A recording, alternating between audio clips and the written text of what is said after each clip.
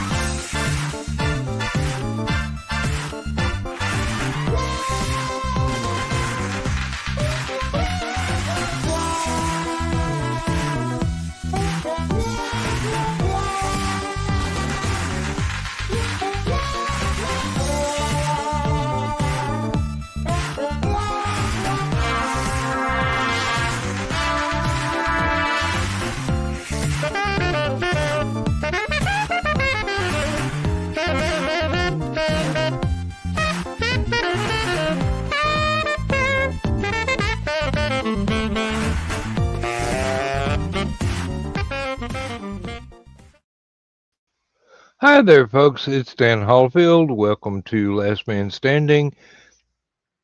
I am flying solo tonight so far, which means it's probably going to be another short episode because there's not much I can monologue about that I haven't already monologued about.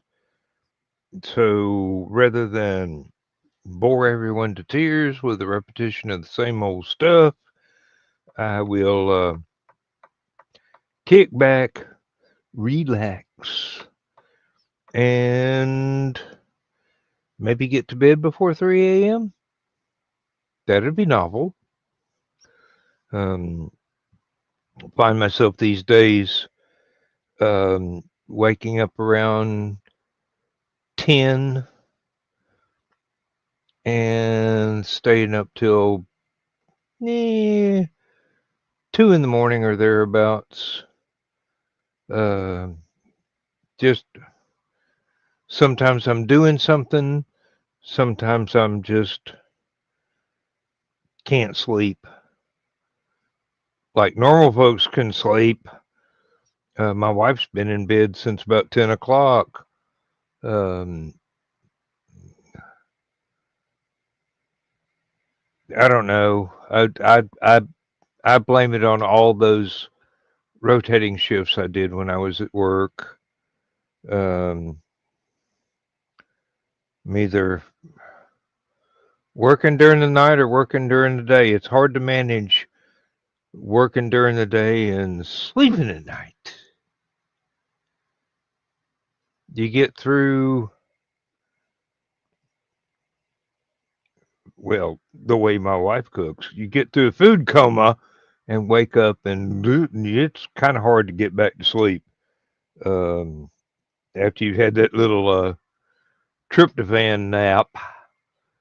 The nap ninjas have swatted you very hardly and heartily as well. Let's cover all the adverbs. Yeah.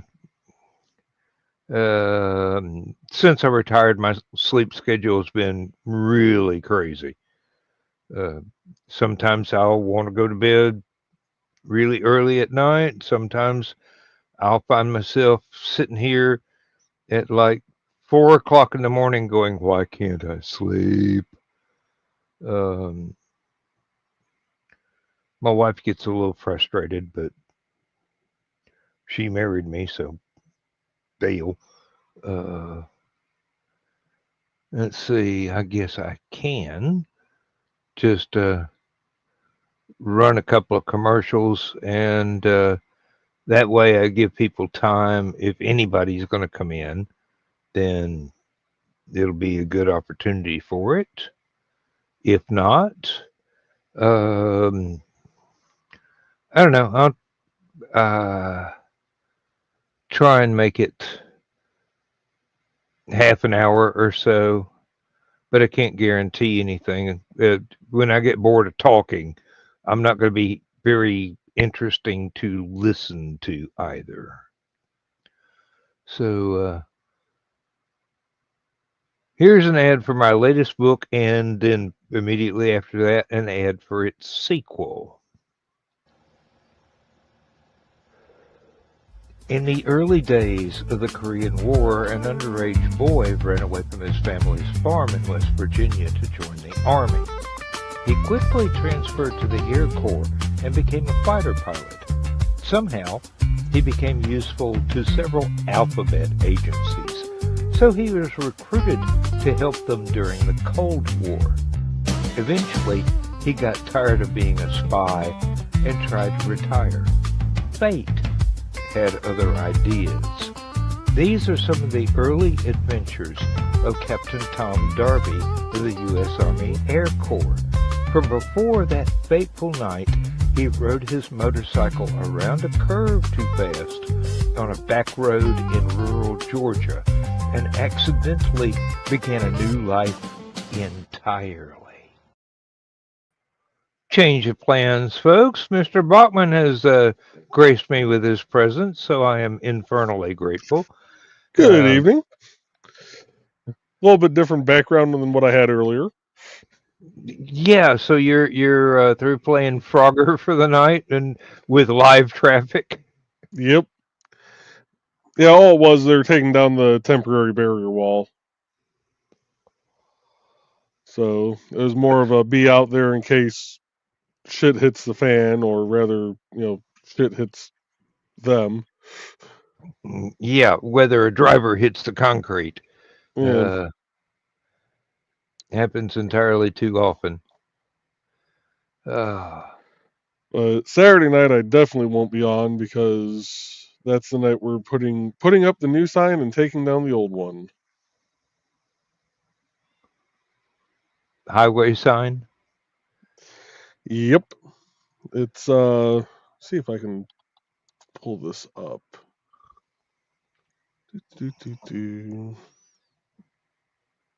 Nope, not that intersection. Or that one. It's that one. Oh, wow, that zoomed quick. Holy crap. Let's try that again. Let's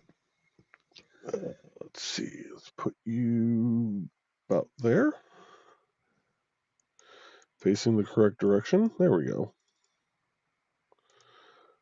Let's move up here a little bit. And present, share screen. Boom. There we go. So this is the current sign structure. That's going to get taken down. And then a new one is being erected just past this mile marker sign over here. Okay. They're moving it 55 feet to the west. And the logic in that is Well, the current exit sign is pretty much over the exit lane, like it's already got the gore area going under it. Yeah, a So little bit of advance warning would be appreciated. right. Believe me, I've driven interstates before when both the GPS and the sign say, "Here's your exit," and they meant you just missed your exit. So yeah, Yeah. we're gonna do a 20-minute rolling closure that's gonna start So here's about where the sign is. Yeah. The rolling closure is going to start all the way back here at this intersection. Okay. About 7 miles. That ought to give you enough time to move the goalpost. So they're going to roll along at about 15 to 20 miles per hour. And once we notice that traffic is no longer coming underneath us, because we'll have cops sitting on these ramps here to block traffic. Once we see we no longer have traffic going under the sign, they have 20 minutes to take down the old sign. And then we'll have to let traffic kind of filter through, get back to a normal-ish state, and then do a second 20-minute rolling closure to put up the new one. What happens to the old signs? So that all becomes property of the contractor. So they basically they'll probably turn it in for scrap. I wondered if there was some kind of statewide recycling program where they go and strip the old sign down to the bare metal and put a new one on the same metal. So they'll when they're not moving the entire structure, they'll put up just new signs on the same structure. They do that all the time. But when it comes to having to move the structure, they'll actually just erect a whole new structure and tear down the old one. Yeah, I just meant the signs themselves. Yeah, they'll strip the reflective sheeting off of it and just take the metal to a scrapyard. Seems like a waste. Joe Dog could use some new siding for the yellow truck. Just weld that together on the sides and like another sheet of armor. I mean, most vehicles are aluminum body anymore anyway. You might as well aluminum side them. Hey, and believe me, most of the signs around here have got dents from beer bottles and whatnot being thrown at them, and the occasional target practice. Mm-hmm. They put up new school bus stop alert signs for both directions, and it didn't take long before somebody goes, "Oh, that's a new one. Let me see if I can hit it." Let me see if my scope's still sighted in. Oh no, they don't bother to use a rifle in a moving vehicle. They use a pistol.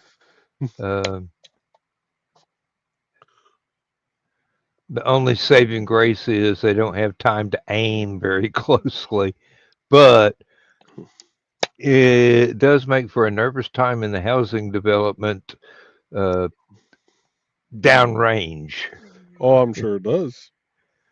Um, Yeah, the contractors, that's one thing with, at least with our state. Most things that they remove become property of the contractor. The exception to that being some of the traffic, like the traffic signal equipment, some of the computers and stuff that are in the control boxes. mhm.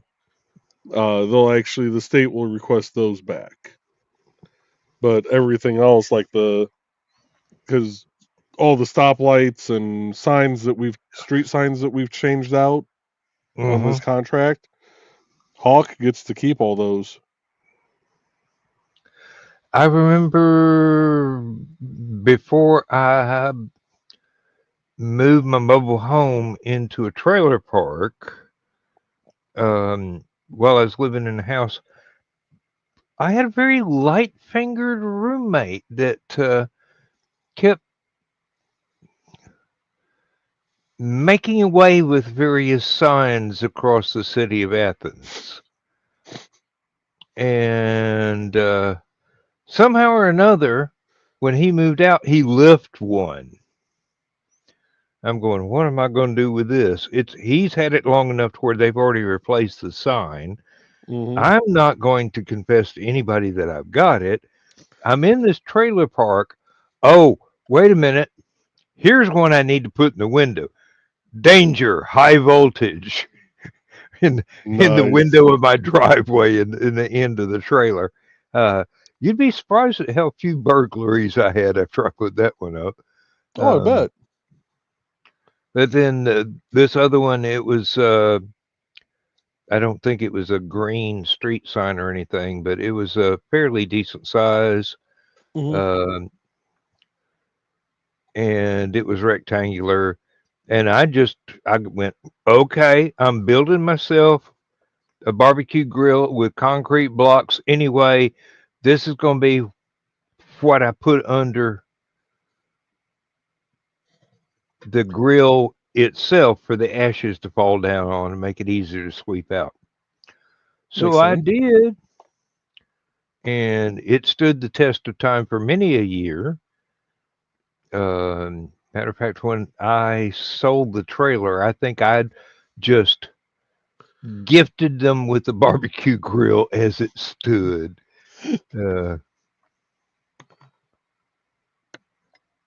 Really, all I wanted from that trailer was away.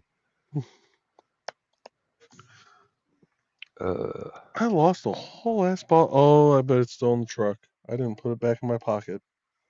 What? A bottle of my vape juice. Oh, yep, it's probably still in the truck. Well, Yep. I can monologue for a while if you want to go get it. No, my fat ass ain't going back up those basement stairs right now. I At least like I'm the honest. delicate way you put that. Oh, Now, next time this body goes up those steps, will be to go to bed. Thing is, I haven't. Oh, I think I finally got it. Oh, I finally got it. I have another full bottle. ah, I've been playing hell to get the damn thing open, though. They've changed something with the packaging, to where, it's kind of like a pop bottle. It's got the little, things that, yeah, when you first twist. The other thing with these is they're kind of like aspirin bottles. They're supposed to be childproof. You got to push down and twist to open it. yep. And Thesis is with us too. Hey, Thesis. All right. Hello. But Both of this y'all are thing, going to have to scooch a little bit over to your left. yep. Yeah. But they changed. You're going to give anybody that actually watches this show vertigo because they're only seeing half of your faces. No, I do that just to help keep your ratings up. Don't worry about it. They have to look at me, don't they? And with Yeah, Thesis I don't on, know. our ratings just went up. I mean, here's Right? some beefcake. Oh, please. Oh, even my wife thinks you're handsome. She Does hadn't she said need me. her eyes checked? No, she hasn't said that about me since we'd been married for about 5 years. So when we're working on 20, so should be this July 14th. The reason I had to hesitate, we have 3 anniversaries. The one where she got off the bus and saw me in person for the first time. The one where we went down to the courthouse and got married with paperwork. And then the one where we renewed our vows. over in England at this little chapel, and um, there was a priest that used to be a druid and a priestess that was uh, rather well versed in the Koran, and another officiant who was rather well versed in the Book of Mormon, which is kind of unusual in England. Yeah. Mm-hmm. So our wedding ceremony was, it was a salad bar. They picked and chose what they thought fitted, and I mean they had the pagan hand fasting and everything. So um, I figured that one counts because it crossed a whole lot of barriers right there. Um, I'm surprised when the one half blind guy with a couple of crows on his shoulders didn't wander in and go, "Oh, excuse me." Uh, oh, right continent for it. Uh, True. oh, let me see if the camera will cooperate. This is something I wanted Thesis to see. Oh, I've got that hilt worked, or the sheath worked out real well. Um, Ooh. Oh yeah. Yep.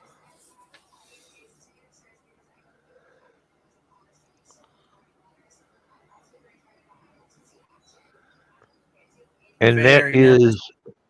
that is the acid etching fake Mhm. Damascus, but it's still very pretty. Oh yeah. And it's about a 14-inch blade, and I just realized I'm going to have to make a John Brown shoulder strap to keep that side of my kilt from sagging down, Yeah. because this thing weighs a ton. But oh, and I sharpened it. What good is a sharp and pointy thing that isn't sharp and pointy? This is true. The Oh, sharp and pointies must be sharp and pointy. I also got a Yes. pair of these. I'm going, wait a minute. You got to have a squire to lace these up and tie them for you. Pretty much. Uh, and this one, which is going to go on the shoulder strap. Yeah. Ooh. Yeah. Now, I had ordered that and the Dirk, and PayPal came back and said, "I'm sorry, we can't approve of the boot knife. That's just a no-no. Our lawyers said, no, you can't have that." So I ordered another one. They both showed up the same day. But this one, the belt clip, has got sharp, jagged edges on it. No. No. And this one's going in the sock, but I'm actually just going to have to make my own sheath to fit it. There's no way to undo this. There's no way to make it safe. It'll still have sharp edges even after I file it down. Besides, clipping it on the sock would have this side at my leg and this showing. So, yeah. I will just get my tandy leather out, and you've never seen this.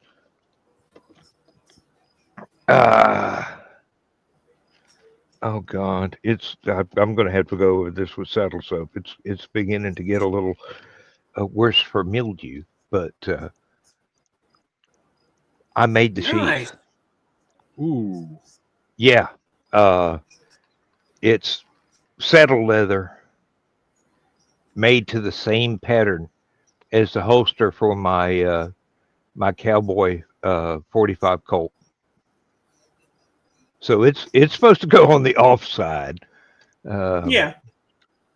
But it's made the strap just the same as the one on the pistol holster. Um, this is a knife. Even Well, I, Crocodile Dundee would agree. This is a knife. I've chopped down trees with that bugger. Not So is because that. they were annoying. Yes. I And made that's, that. you made it? Good. Well, Couple, I did. 3 If or I 4 sharp, years ago. if Spoon! I sharpen this enough, it can be used as one. There is no spoon. Couple of years ago, my dad got me a little weekend course for knife making for Christmas, and that's the end result.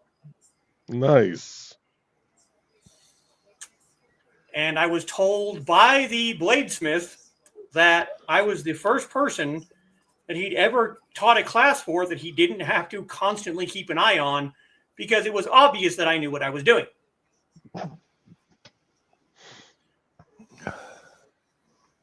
And it sits right above my desk. Very Oh, nice. the contractor that we hired to fix our floor. He noticed the Toledo steel hand and a half sword hanging on my wall in the living room. He goes, "Oh yeah, I like collecting knives and stuff like that." And I go, "Hey, come this way, Grasshopper," and showed him Yeah. the sword rack. Showed him the sword racks on either side of the master bedroom. He goes, "I wouldn't want to break in here." I had basically that almost exact same thing happen today because we had a guy come in to inspect our apartments because they have to be up to like federal code and shit. And I have one sword rack in the spare bedroom, another one in the kitchen behind me, and a third one in the main bedroom. And he saw the ones in the spare bedroom. He's like, "That's a nice collection." I went, "Nah, that's not all of it. That's like half of no, that's like a third of it." This is just the stuff I put on display. You should see the good stuff. Yeah. There's stuff that stays locked up. Most people have a gun safe. I have a sword safe. I actually I did that for several years. I took my paternal grandfather's gun case, which I still have. It's out on the patio outside. It just doesn't have a door because the door broke. But I had swords in a gun rack. And people are like, "Well, why don't you put guns in it?" I said, "Because I don't have guns. I have swords. So swords go in it." Yeah, really, because I can put more swords in there than I can put guns in there. Besides, well, it's like I told the guy. Most of these are just decorative wall hangers. Yeah. There's one or two that are actual combat worthy. Matter of fact, the 28-inch basket hilt Toledo, I sharpened it once 40 years ago, and I could still split kindling with it.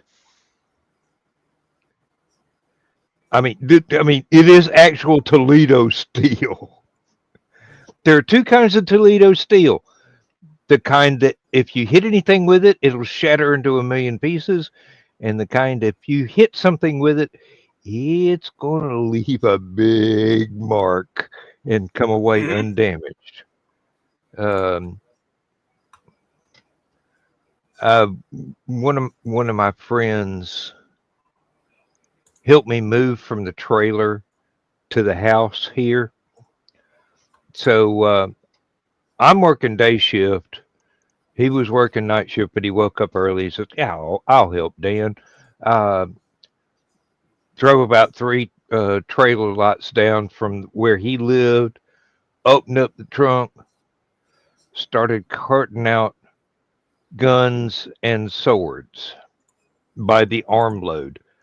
Now there were kids all around in the neighborhood playing. He noticed there were fewer when he made the second trip. By the time he made the third trip to load up the trunk of his car, it's like a ghost town. Nobody was around. Mm-hmm. Um, and he just kind of grinned, as you do, and closed the trunk and drove off. Obviously, he had a key. He didn't have to break in. Yeah. And they're going, "Damn, if we knew he had all that shit, we'd have robbed the place a long time ago." But that high voltage sign scared the crap out of us. One guy it did not scare. Oh, I'm sorry. I have been looking at the thing. Nice metal spork and an antique showed them all. Yeah, Mr. Sterling, you can find all kinds of things at an antique show. Believe me, I have seen some amazing stuff. Oh, I'm almost finished putting the liquor cabinet together that Lindsay insisted on buying after I told her, "Look, honey, I can build something that'll fit better." No. She went ahead and spent money on this, so now I've got to use it. I need to put the back on. I need to fasten the hinges to the framework and the doors and close the doors to let me see whether or not I need to open it back up, take the door magnets out, and countersink the holes a little bit tighter. We'll have to see. And then one of my projects after that is we've got a smoke detector that is wired into the household current, which makes it about as useful as tits on a board. If the power goes out and the house is filling up with smoke, you don't get an alarm. There's no batteries. If you're cooking barbecue in the kitchen and you let something burn a little bit, it goes off. If you have the windows open and the attic fan on and it gets foggy outside, any particulates that come in from the fog sets off the smoke alarm. It's so old, it does not have the discrimination ability as a modern smoke and CO2 detector, which we also have, which chirps to let me know when the batteries need to be changed. Mm-hmm. But I'm just going to unwire that smoke detector as soon as I figure out what breaker it's on, so I can turn that off. I'm not going to do it until I can figure out which breaker that one's on, and then I'm going to put in a 4 outlet, just normal electrical wall outlet, and put it up there, and run me a couple of lights inside the liquor cabinet so that I can see through the glass doors if Lindsay has broken discipline and emptied a bottle for me, or if I need to discriminate between one particular brand or another. Right now, I've only got one bottle of liquor in the house, and it's sitting under my desk. And one of the other things I'm going to do with it, I'm going to take the Wi-Fi extender out from floor level outlet and put it up on the wall so that we've got an extra outlet on that side, so we don't have to unplug something to plug in the vacuum cleaner to get the bedroom, the office, and the hallway. This place was built very early 60s by HUD, so it's made out of scrap material anyway. It's patchwork stuff, and nowadays it'd be subcode, but Mhm. because it was built then, it fit the code then. Nobody's bothered to come in and go, "Hey, we got to check this. This house is old." At least I got breakers instead of little screw-in glass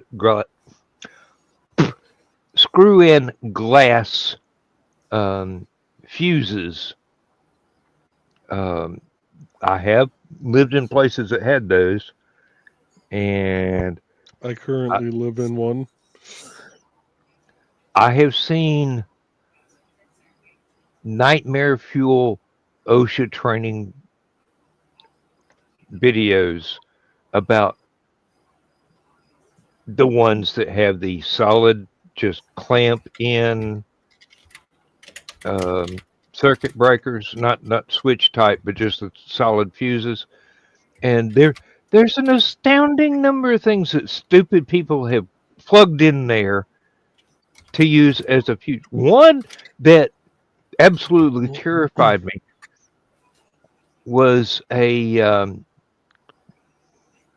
couldn't tell whether it was a 30-30 or a 308 rifle round live in the fuse box.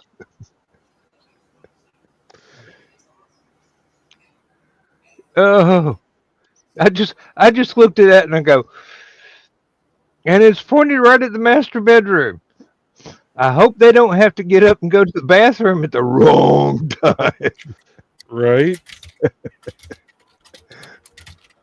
Oh, we had one guy at work that had a bright idea about cluing people in as to shut off the breaker boxes before opening the door. And it was basically an outline of work boots spray painted on the floor as if they'd caught fire. And go, you want this to happen to you? Keep doing what you're doing.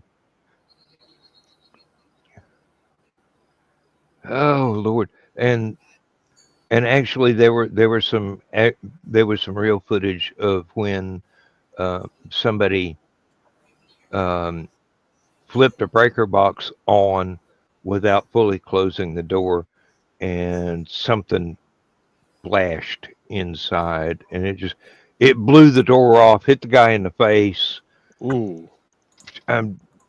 burned him real bad on one side of his face. Because the door hitting him kind of shielded the other side, but the one side that was exposed to the flash, he got burnt pretty badly. Just imagine getting really, really close to somebody welding something. I mean, insanely close, like you wanted to examine while it was going on, and other stupid things like that. Mm-hmm.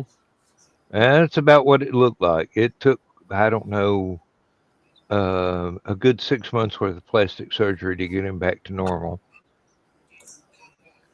I don't think he ever went to buy a breaker box again without circling around it. Oh, you want that turned on?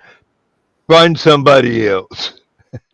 It's in my contract. I don't have to mess with breaker boxes anymore. I've got a medical dispensation.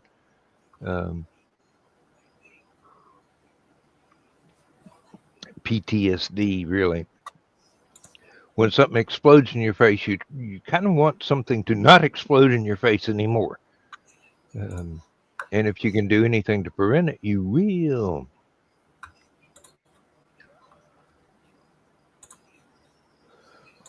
A good parallel, I have been through construction sites like Joe Bachman works on, Mm-hmm. and the flagman starts leading cars through with a follow me truck, And one of the workers tries to cross the road with all these people that have been sitting there for 15 or 20 minutes needing to get to the next county. He just doesn't even run. He's just playing Frogger in real traffic. And I'm going, good God Almighty.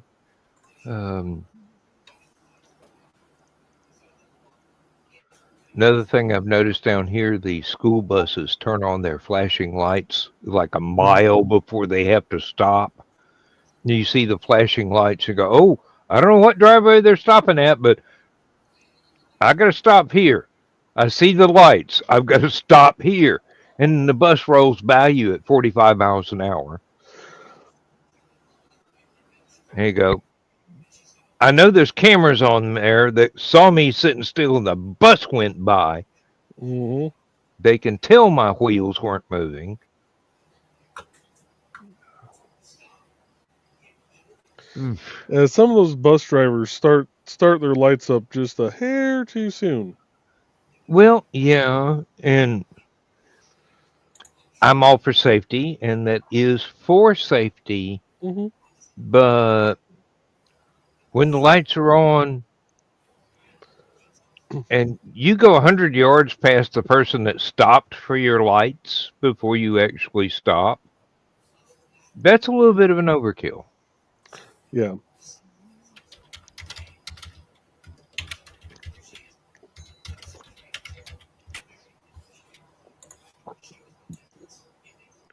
You know, I've often wondered why those things aren't wired into the brakes. When they start slowing down, whether it's for a stop or not. Yeah, at least the yellow flashers, I mean. Now, if the sign starts coming out on the side, hell yeah, I'm going to stop. I will slam on the brakes. I mean, the child safety means a whole lot more to me than having to go back and buy new eggs because they just flew off in the floor.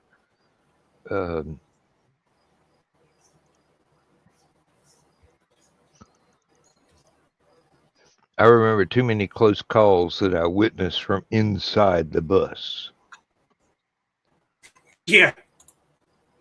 Yeah, I'm looking out the window here, somebody that I go to class with, and bus stops, door opens, signs go out. Somebody goes, woof, either around the bus from the back or around the bus from the front. And there's a kid in the middle of the damn road. 70s were a dangerous time to be a child. I think every year is a dangerous time to be a child. Mm-hmm. Yeah. It's just about the level of danger. Well, the danger evolves with the changes in society. Yeah. You know, we didn't used to have to worry about child predators that were not members of your family as much. Mm-hmm. Just absolute strangers. Didn't have to worry about serial killers that much because they were mostly in the cities looking for working girls. Out in the country, you used to be able to, if you're observant and cautious, you used to be safe.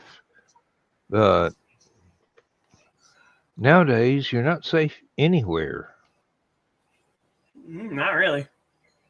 No, there's last estimate, there are at any given time, there are 300 uncaught serial killers active in the United States and Canada. Oof. Some of them are not even detected until after they pass away from old age. Nobody could connect the dots. this is what spending years in an unsolved mysteries chat room will give you for details.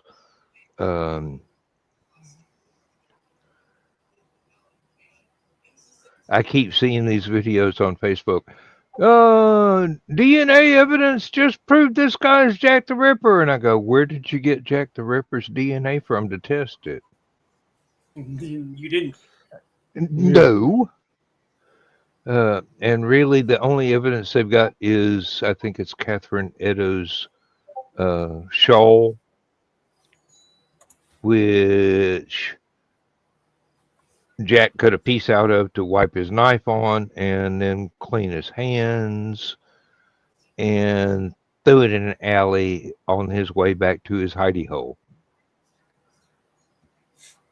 No way to get his DNA off of it. And she wasn't sexually molested, so I could see if there was a post-mortem rape of some kind. Mm-hmm. Yeah, you would have evidence there if police in the 1800s thought to save and preserve that evidence. But a piece of cloth? Every single one of the crime scenes, they completely botched collecting the evidence anyway. They had random people coming in and out. They didn't really block off the area. It was a shit show. Yep, trampling all over everything, but they didn't know any better.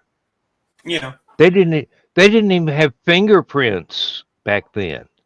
Yeah.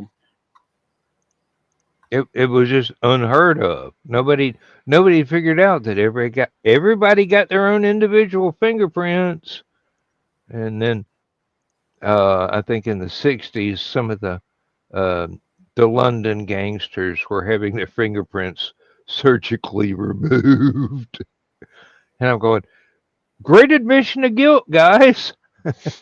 Good job. Yeah, really. We don't know what you did, but we know you were up to something.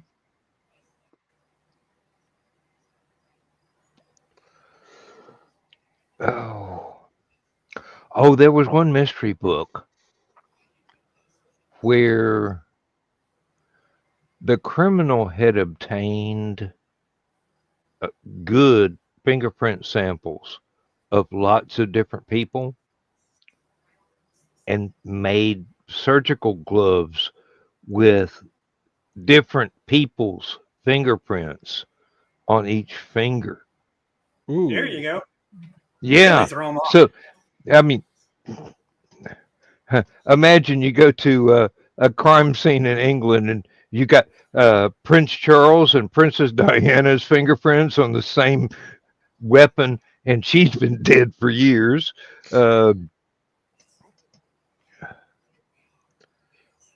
That investigation is not going very far. No.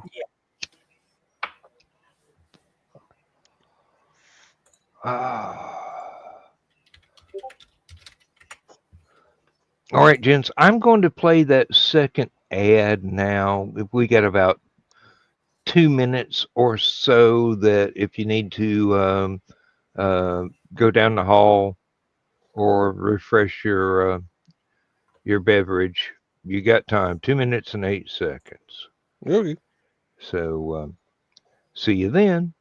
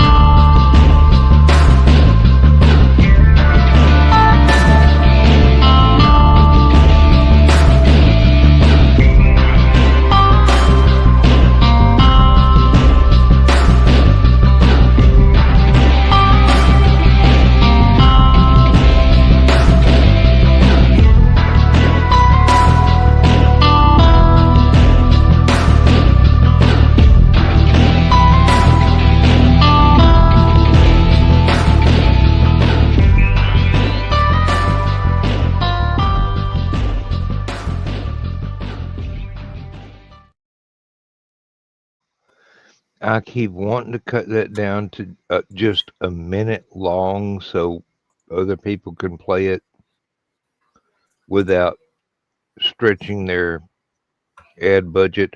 And I'm sorry, I can't have other people's ads on here because Joe Dog has filled up the stupid clock directory with "Good night, everybody," in like 70 million different clips, and I'd have to start deleting his stuff in order to add anything. So I'm doing good. And matter of fact, I had to delete 2 or 3 things of my own here just to be able to have Disposable Man and um, Abducted in the Aphelion advert. It's only 37 seconds. Um, but no, it's just matter of fact. There's one here that's a memorial for um, a friend that's no longer with us, and I probably he's been gone for several years now. I do need to go ahead and delete that one because his widow would not appreciate it being replayed. It was fine for the time that it was uploaded, but you know, times move. Uh,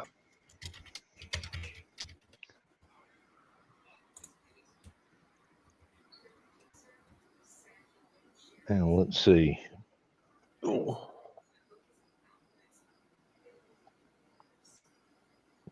There was one day a few weeks ago when I was actually wearing the kilt to see how it felt.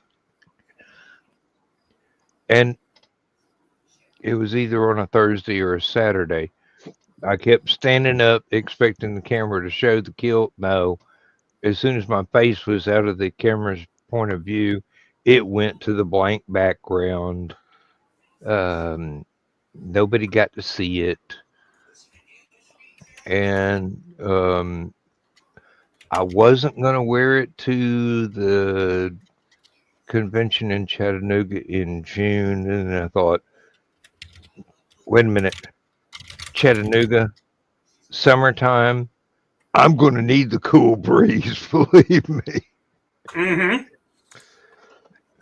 And need the cool breeze, and pray a mosquito doesn't fly up there. Oof.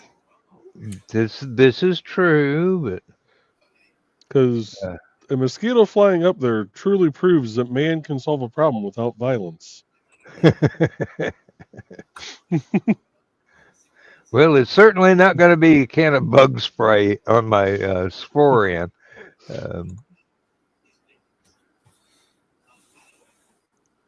No, and Lindsay reminded me that if I didn't take it to Hallowcon and wear it on the warmest day of the nice day, pouring rain, cold as crap in the 3-day period,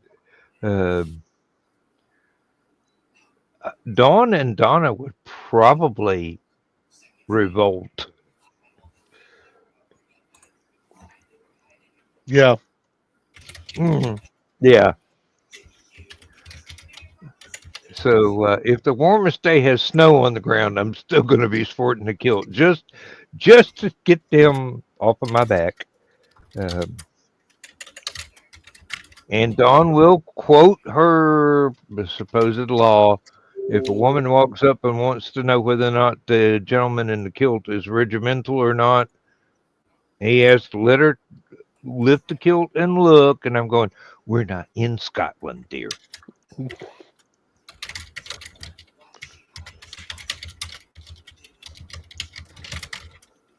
May not be in Scotland. You also not in Kansas, and well. Yeah, well, I'm hoping it don't get that windy. It's actually quite comfortable, and I have a nice cloak to go with it. I've got one shoulder pin on order, and then I've got another one left over from my SCA days that if I can figure out whether or not it's strong enough, I will use. But if not, there's always mail ordering more stuff. True. Which is weird when you figure getting a floor fix is going to cost me about 10 grand. And Lindsay's going, I've been saving money, and I go, good, keep saving money. I got this.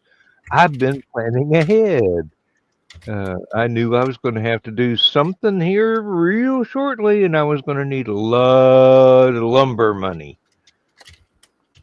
So yeah, even though part of what we're going to be paying for is the labor, since he's a contractor, he can get discounts at the lumber yards that are unavailable to a common peon like me. So, what is this? Messages. Ancestry, go away. All you want is money. I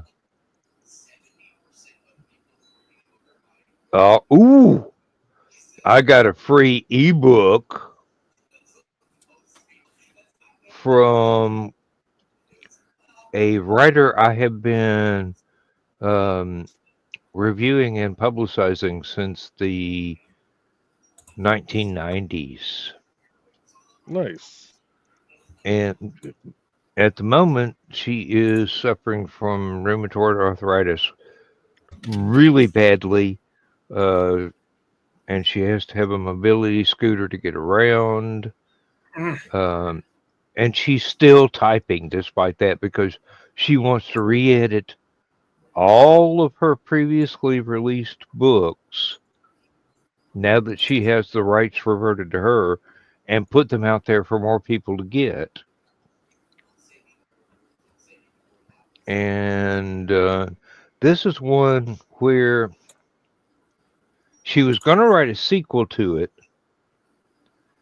and I had won the rights to be a character in the sequel. Nice. And it was a charity thing. Somebody's house burned down, and I donated money, and I was one of the ones that got chosen to win this contest to be a character. She wrote a totally different book and put me in it as a character and put Lindsay in it as a character. Unfortunately, I was a bad guy this time. I was hoping to be a hero, but no. You're a hero in your own story, Dan. Not particularly this one. Let's just say I was a puppet of the real bad guys. I was misled, misinformed. I begged her that if she ever writes a sequel, please redeem my character so my wife doesn't divorce me.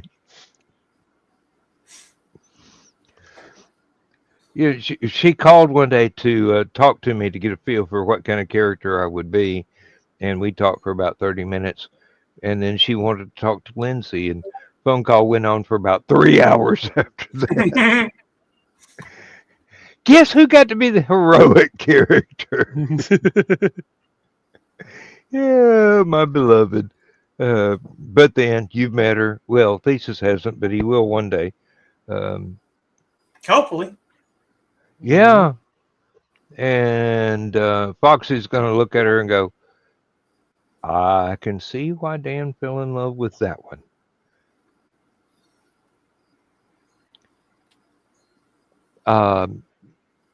Am I in any way mistaken, Joe?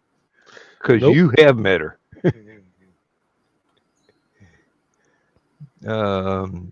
aside from the English accent, which she swears she wants to get rid of and nobody wants her to.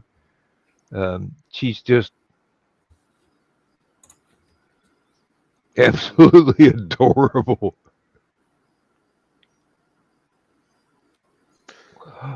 I'm surprised Trey was able to show restraint and not just sit there and chat with her about crochet and everything Well, the whole time she was trying to set up her booth. actually, Lindsay does knitting rather than crochet, although they could find common ground. Yeah. I think Lindsay has done some lace tatting before, and she goes, "This is hard." Yeah, I can see why nobody that still has a husband has time for this. It's one of those things where it's so painstaking in order to get everything right. And I have seen her knit a sweater and get almost 3/4 of the way through and go, "I dropped a stitch 2 days ago." And she'll unravel the entire thing to that drop stitch and do it over again. Mm-hmm. We had a neighbor, very famous psychologist, 2 driveways down, commission hand knitted sweater, and evidently she thought it would cost about the same as a Walmart sweater. No. No. Lindsay just flat out told her, "Look, here's the cost of the materials. Here's the cost of my labor at minimum wage. Mm-hmm. This is what it costs." The lady never asked for another sweater, but she's quite happy with the one she got. It made her look even better. And she's quite a shapely lady, even at her age.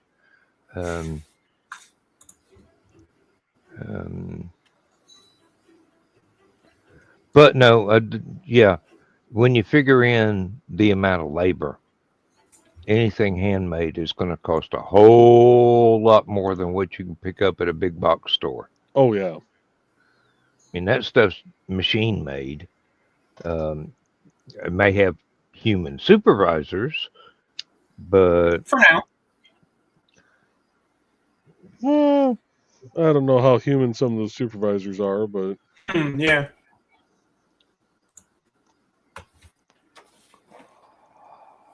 depends on the country of origin. Dad used to complain about having to use a computer-operated lathe.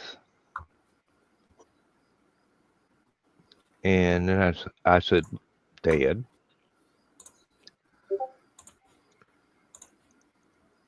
you know, you can tell the difference between something that's 1/1000th of an inch off just by eye because you've been doing this for 50 years.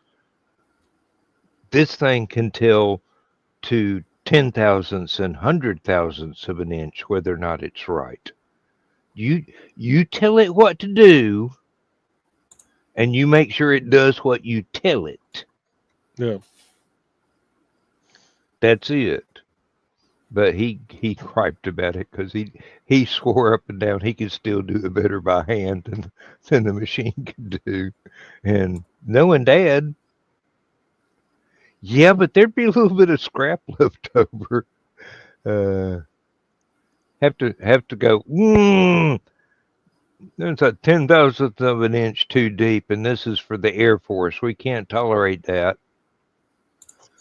I remember one time when his boss bought a bunch of stainless steel and titanium on the cheap.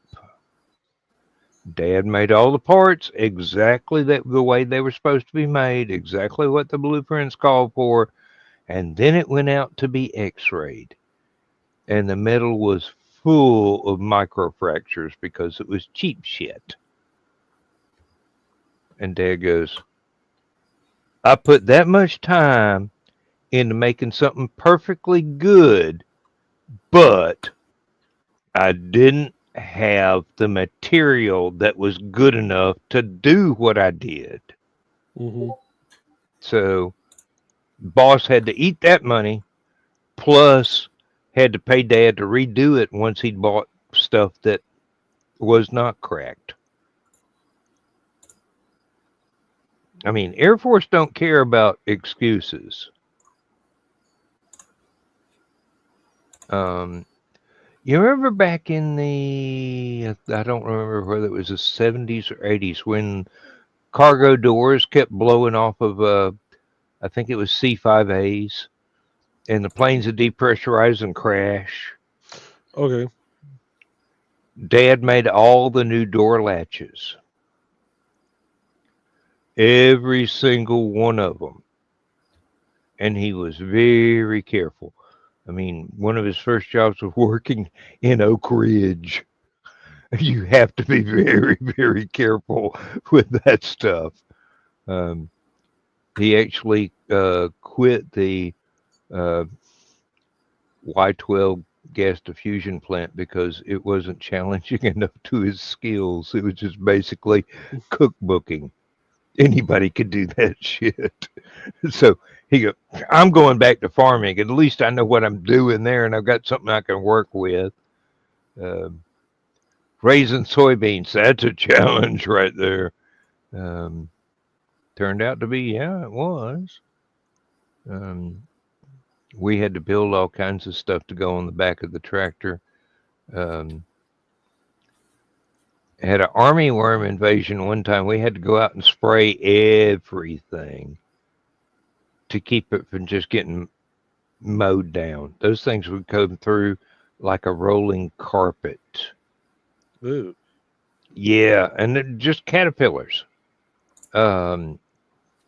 Thankfully, that was the 1 year Dad said, "Hell, I'm tired of growing corn. I'm only going to plant a little bit of it." Army worms got all the corn, but we were out there in the soybeans with a great big sprayer rig that Dad put together. And I tried to show him. Basically, it was geometry of how to, instead of using a cable to unfold them and fold them back up, use a hydraulic system to fold them and unfold them. But I wasn't able to illustrate the principle of that well enough to Dad. For all his skill, he's able to read blueprints, but he's not able to create them in his own head.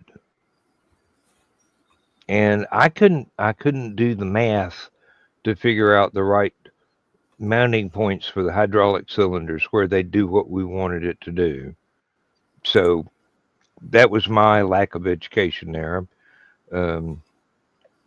I don't know that I'd be able to do it now without using some sort of a pantograph arrangement where little movements from the hydraulics would translate to bigger movements with the hinge pieces. But we were out there cruising around spraying half the county with basically bug spray. Had a 500-gallon tank on the front of the tractor. Dad built the frame and everything, bought the tank, got a PTO-driven pump, went exactly where you'd hook up a bush hog or something like that. And we'd just be going down the rows of plants, spraying about 18 to 20 feet at a time. And get to the end of the rows, try not to hit nothing with a tree as you turned around, and then make another pass going the other way and make sure everything got covered. And we were growing about 400 acres of soybeans that year. So we would have lost our ass if the armyworms had got them.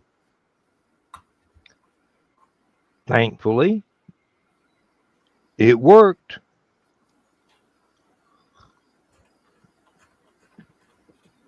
And the damn framework for the tank and the pump and the sprayer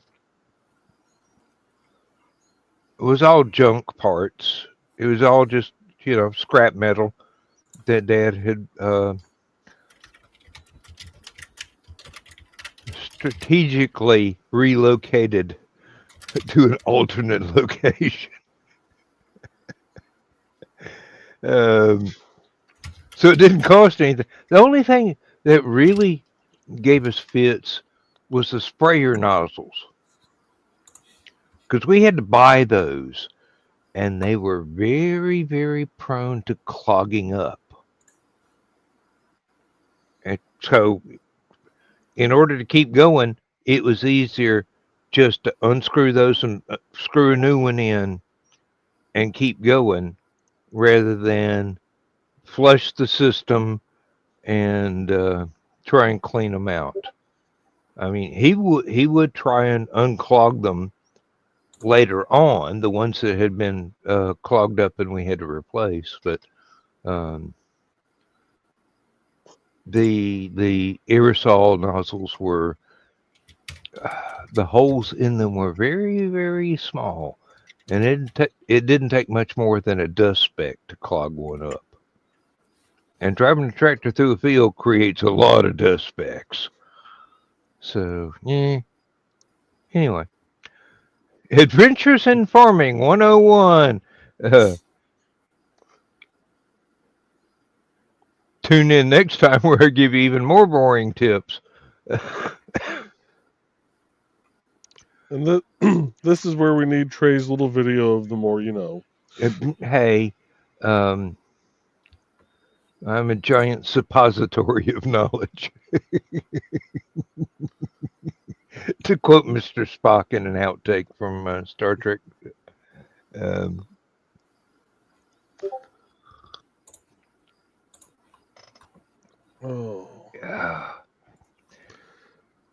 Staying up late tomorrow is going to be hell. What do you have to stay up late tomorrow for? So I can try and sleep in on Saturday. Oh. Since I got the overnight work. Yeah, Lindsay asked me today, did I think that I needed to go to the landfill and the recycle center on Saturday? I'm going, well, we had enough mail order delivered to where I've got enough cardboard to drop off at the recycle center. That would justify the trip alone. And we got 2 bags of trash, which probably fit in one of the large black bags. That's what they charge for, the large black bags. So throw that in their dumpster, walk back in the building, empty the glass, empty the plastic, empty the cardboard. Good to go. Probably spend $1. And one time she asked me, you think it'd be worthwhile for us to just put our trash out in trash cans and hire somebody to come pick it up? And I go, well, depends on whether or not you want to spend $1 to $3 a month or $15. Whether you have trash to take out or not.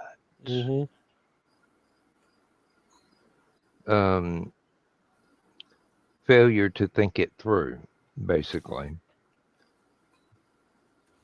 It might cost me $1 in gas to go to the landfill and back. Duh. I was going to have to make a beer run anyway.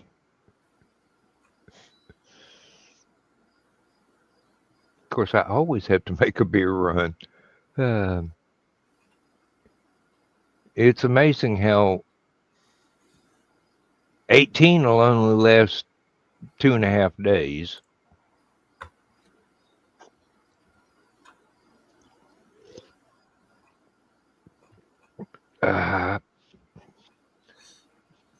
Of course, there have been days when I only had 6 left, and I opened one before I checked to see how many I had left. I go, well, 1 an hour it is then. And just nurse the buggers.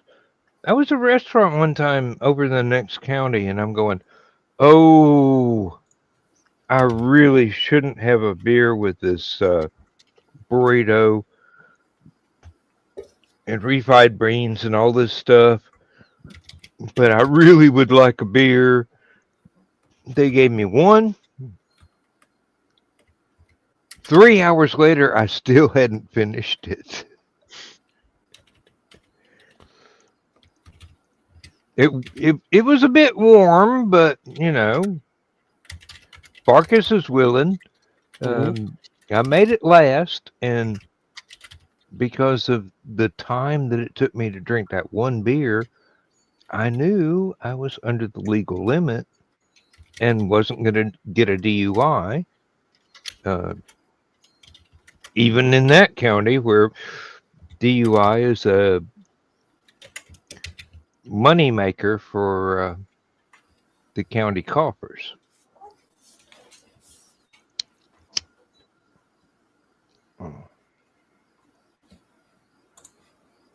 I'm surprised I haven't heard the cat scratching at the door to get in and get fed again for about the 8th time today. We got one. She's almost 19 years old. She'll come in, she'll eat 3 bites of food, then go hop on the bed and start yowling because it's 3 in the afternoon and there's nobody in the bed for her to snuggle with. She'll finally quieten down and take a nap and then get up and come get another 3 bites of food and go back to the bed and yowl again for a little while. But, you know, we're all getting on in age. Hey. So I wish I had that kind of life. Be able to lay down in bed and yowl to have someone come snuggle. Well, that's the problem. Lindsay and I just go, Hillary, you know it ain't even dark yet. And then once it gets dark, the dog starts trying to herd Lindsay to bed. And because of her broken collarbone, she's been having to sleep in the lazy boy instead of the bed. And the dog is going, what's the problem? It's dark. Let's go get in the bed. I got to tell you, the dog is one of the few people that daylight savings time does not affect whatsoever. It's daylight. She wants to get up. She wants to go outside. She wants to be fed. Then she'll lay down on the floor and sleep till it's afternoon. She wants to get fed again. And then once it starts getting dark, in the wintertime, which is quite a bitch because it gets dark at like 3 in the afternoon, dog starts trying to herd Lindsay to bed. She's in the middle of watching either Britcoms or Masterpiece Theater or something like that.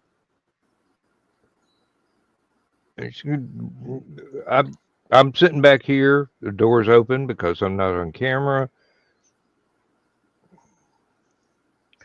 There is a stream of invective that would make a Marine blush. A Royal Marine blush. And I'm going,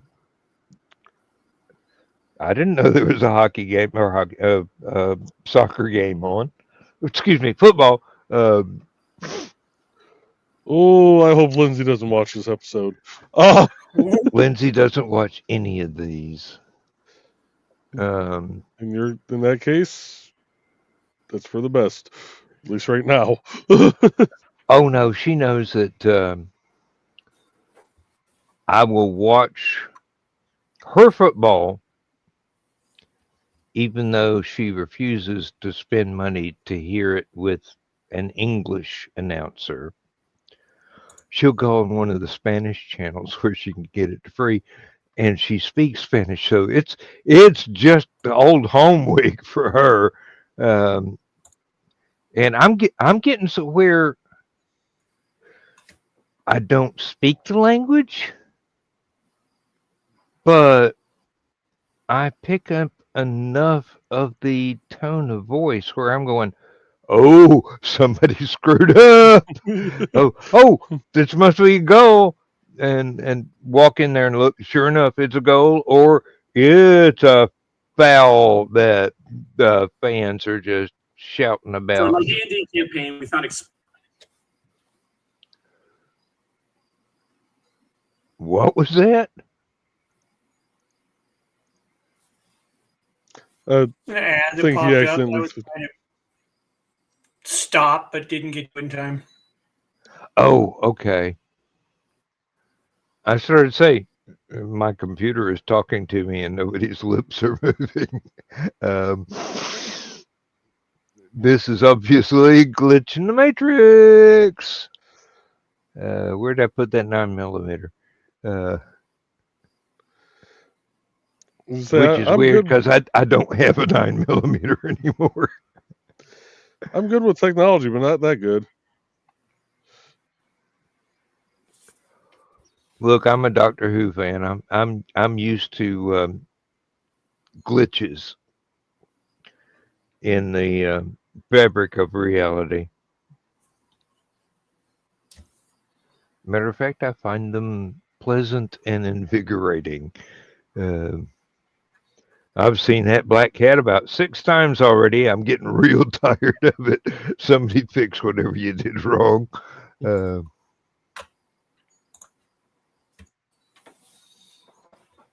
Oh, Lindsay found this little tool which you can't see anything but the card.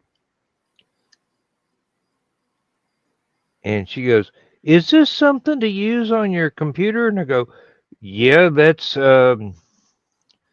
basically an unfolded paper clip to trigger the safety mechanism on a powered down CD, DVD, floppy drive reader. Mm-hmm. She goes, I don't even have one of those. And I've got 3 or 4 right here.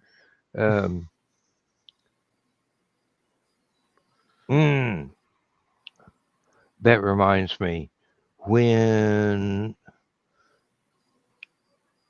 Windows 10 forces everybody to Windows 11, I've got a perfectly good Windows 10 computer that I'm probably going to have to put some flavor of Linux on to keep using it. But I stopped using it several months ago when the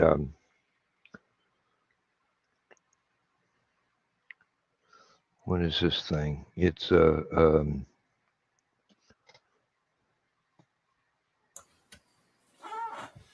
KVM switch suddenly stopped working because a dog was gnawing on the cables. And it was easier for me. It was easier for me to just plug up this computer directly to it and bypass the KVM so it couldn't switch back and forth between the 2 computers. And lo and behold, I found a printer swap switch as well. So now my printer works from this computer or that one when I turn it on, but I'd have to reconnect the keyboard and the mouse.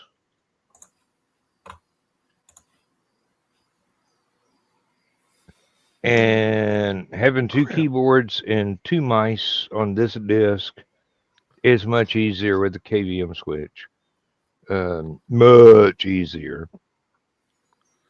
And just bounce back and forth. I did find myself at one time trying to copy something on one computer, hit the KVM to go to the other computer and expect it to paste. That don't work. Not like you hoped it would. No, I wish it would work. I mean, but that calls for a much more complicated KVM switch than what I can afford to get. Well, no, you mentioning that just reminded me that I have. I picked up a cheap wired keyboard today that I can hook up to the mini PC over there, and that way I can start playing with the Linux side of it. There you go. Well, I gave Linux a little try years ago. My pirate friend in Kentucky is just basically a Linux evangelist. He's going, oh, you'll be able to do so much more stuff. Loaded it in, fired it up. I go, it's an operating system. I've used dozens of operating systems over the decades.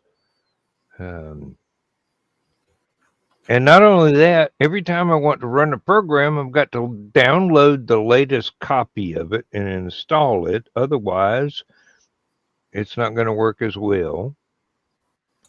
I mean, some are passable and don't get upgraded or redeveloped anywhere near as often. But it's just, if I wanted to do a command line structure only, I'd still be using DOS. I wouldn't have gone to Windows to start with.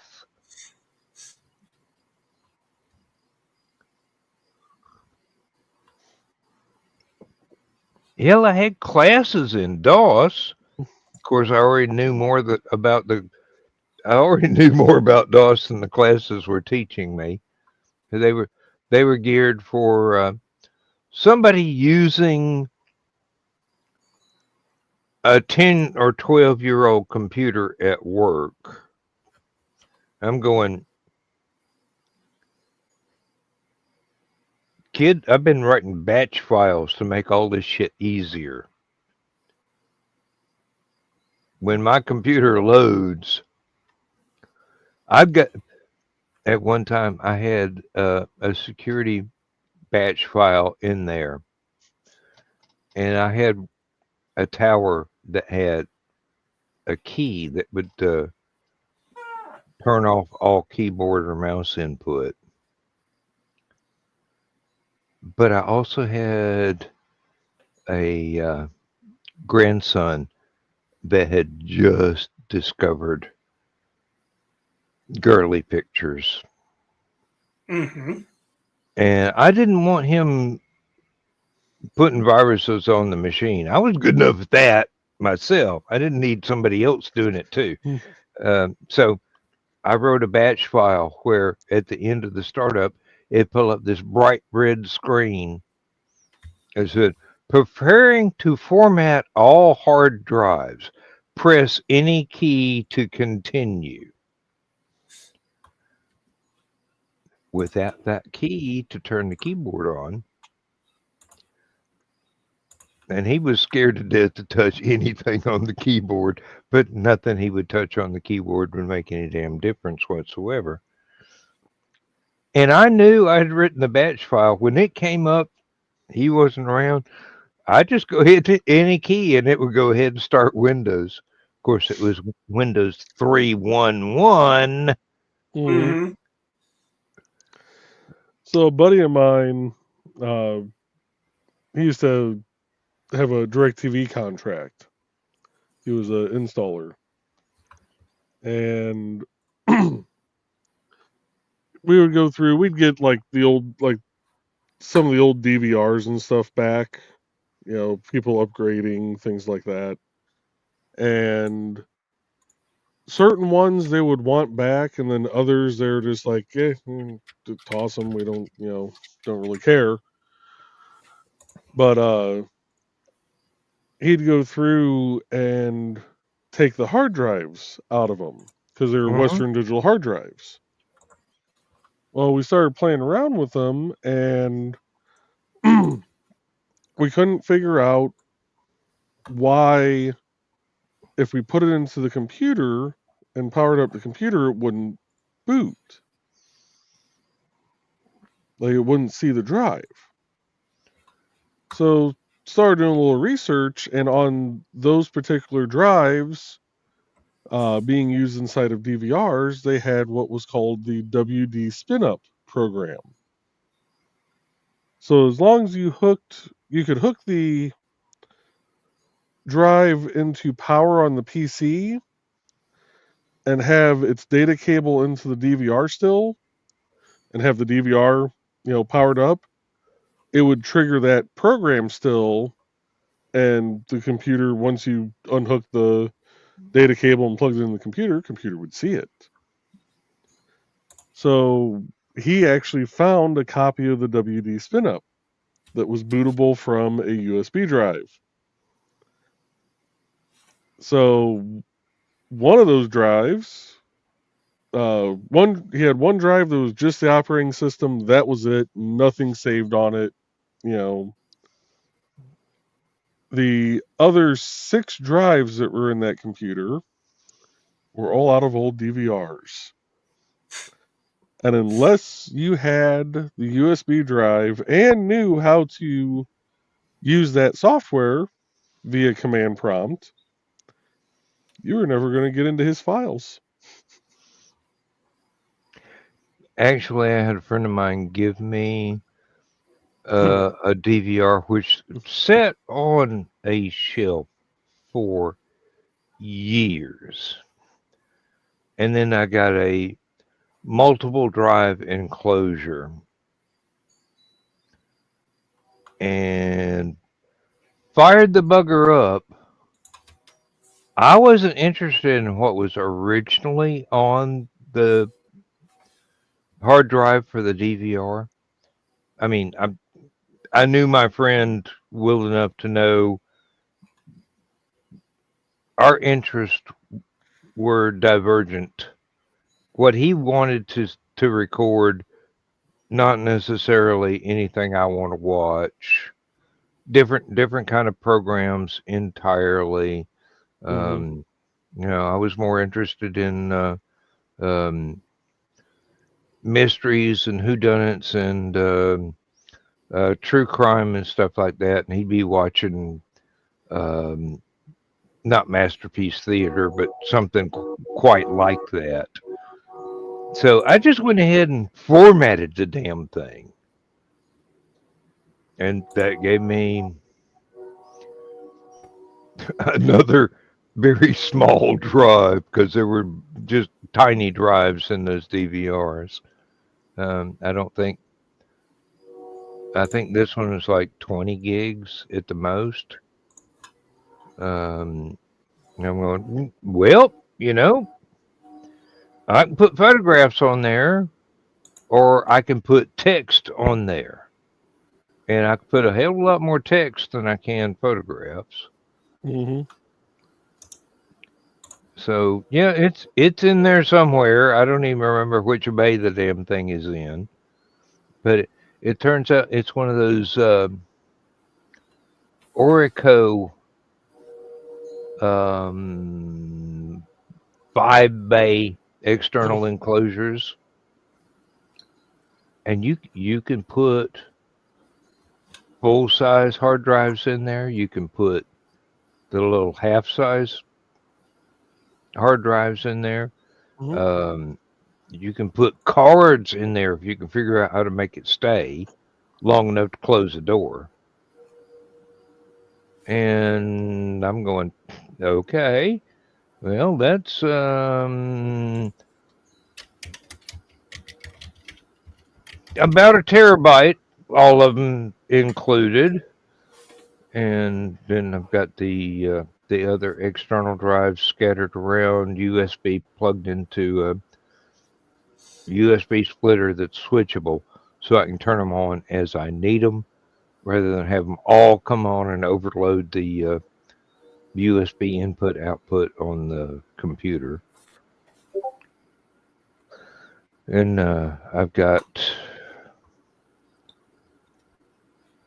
a 3.5-inch floppy drive, external floppy drive, sitting there ready to go at a moment's notice. Just flip that USB switch and it powers on. And I don't even know if I have a 3.5-inch floppy that can be read nowadays, because oxidation is a thing. Hell, I've got a 5 1/4 drive somewhere. Don't have it hooked up. Wait a minute. Started to say, don't have it hooked up anywhere.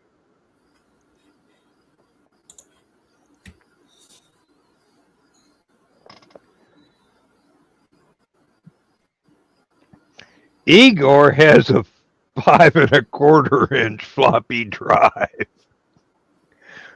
I bet I don't have a single 5 1/4-inch floppy that is not completely, totally oxidized into uselessness.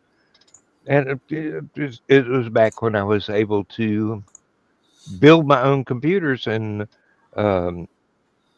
neighbor lady that ordered the sweater from Lindsay said, "Hey, I've got this old computer I want to get rid of. You want it?"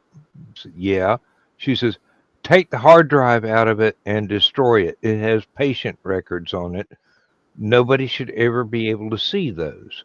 It's not a matter of format it, because that's not secure enough. Even if you format it 2 or 3 times, somebody with a good enough rig in a shop can still reconstruct this stuff. I don't want that." So I took that hard drive out. I took it apart. Um,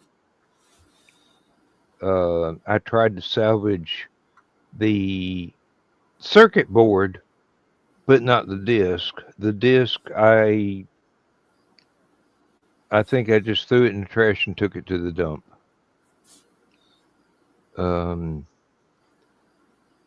But incompatible parts, I wasn't able to repair any of the hard drives that I had that it had failed, mostly because circuit board went haywire in one little corner and won't work anymore, and nobody made that circuit board for me to get a replacement. So, I've got a bunch of dead hard drives in a box. I'd love to be able to afford to pay some data recovery service to pull all the crap off of there. Don't look at the girly pictures, just download them. Because at that time I was still in my 20s, so collecting girly pictures was A hobby. an avocation. I mean, I had printed a few of them off and wallpapered the inside of my locker at work with it, and other guys would walk up going, "Damn, is that Linda Carter?" And I go, "Well, it's Linda Carter's face, but the rest of it is a Photoshop job."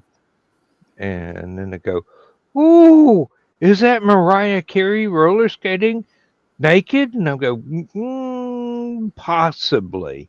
I don't know. She's the kind of girl that would do that. I don't know if she's the kind of girl that let somebody photograph her doing that, but yeah." And then they go, "Oh, is that Xena?" I go, "Yep, that's definitely Xena. I've seen the video footage." She was singing, I think it was the Canadian national anthem, and at a some kind of sports ball game, or maybe it was hockey. I don't know. And let's just say her bustier could not contain her charms. And once she figured out what was going to happen anyway, she just leaned into it. Yeah. Here you go, guys. You wanted to look. Sorry, I'm into girls, but you can still look. And that was one of the most downloaded videos on the internet that year. As short as it was, but they were still photographs. But yeah, all this stuff. Anyway, I had the inside of my locker at work wallpapered with these different photographs, and had somebody walk up and go, "Why you got those there?"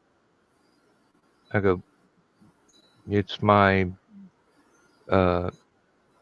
burglar proofing system." I go, "What are you talking about?" I go, "Look, if somebody manages to pick the lock on my locker and open the door, chances are I'm going to come in 2 hours later and they're still going to be standing here." Yeah.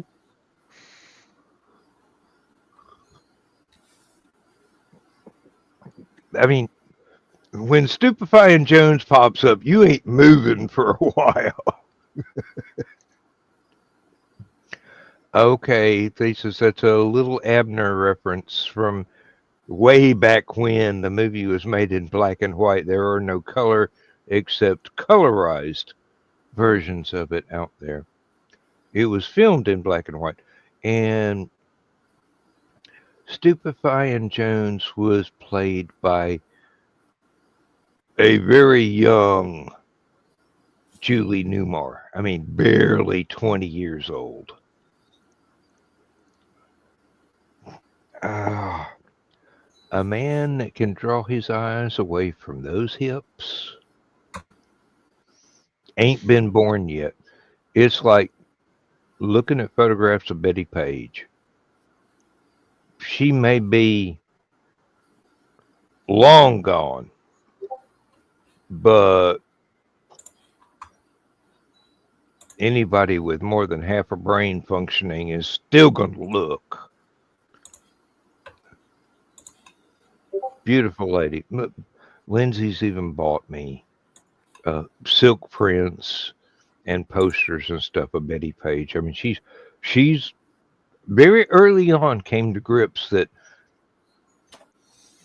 this is a woman that means more to me than any Hollywood starlet ever did. I mean, Marilyn Monroe, nah. Betty Page, yeah. And on one of the dead hard drives is a very extensive Betty Page photograph collection. I mean, hundreds and hundreds of images. Some of them no longer allowed to circulate because of Irving Klaw and his sister having a bad reputation. And I'm going, I don't care about their reputation. I just want to see the photographs. Hubba hubba. I may not know much about women, but I know what I like.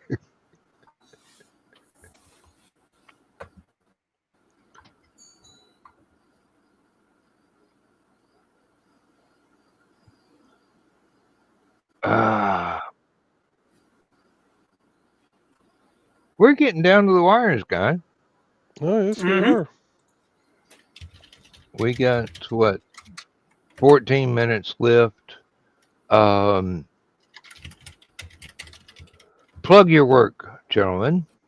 I mean, I've already run commercials for me. The Tea House, Indie CD, people need to know about that stuff. So go ahead, do an Lisa, ad. you're up. Oh, All right. Tea House. So I do a once a week stream on Saturdays where I discuss Chinese culture, martial arts, sometimes music. That's pretty much it.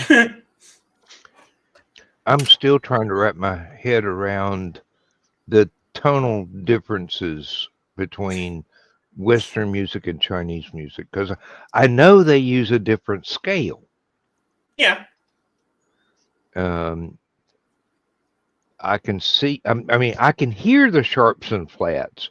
What to a Western ear would be sharps and flats, but they're not sharps and flats in a Chinese musical score.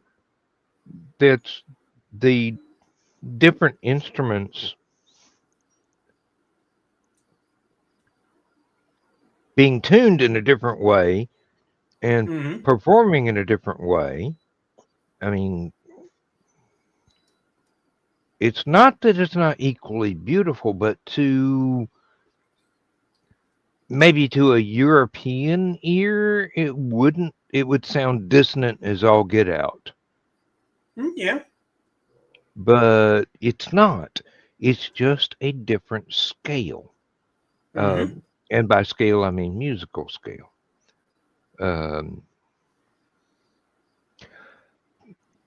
God help it. I can't stop analyzing music. You guys know what I do, so yeah. Yeah. And Joe, tell us about Indie CD. So Indie CD is a website I started. God, it's be 3 years, I think, coming up. Mm-hmm. And it's basically a great place to be able to find independent authors, artists, comic book creators, which include comic inkers, colorists, and writers, musicians, streamers, podcasters, photographers, videographers, toy makers, and a weather watching group. Plus a couple other categories that I'm probably forgetting that I would have to look at my little ending, credits that I run at the end of my show on Wednesday nights called Indie CDs Creatives at Play, where we have people on doing various crafts and Animators. That's one, yeah, because not only is my niece one, but Mike Jimmy. Yep. I'm glad he's recovering nicely from the surgery. Mm-hmm. He got hit by a motor scooter walking to work one day, and had to have was it a hip replacement? Mm-hmm. It's not an easy one to recover from. Trust me. Yeah. Well, he speaking seems of the to be devil, doing and he very shows well. up. Yeah. What? Mike Jimmy's in the chat.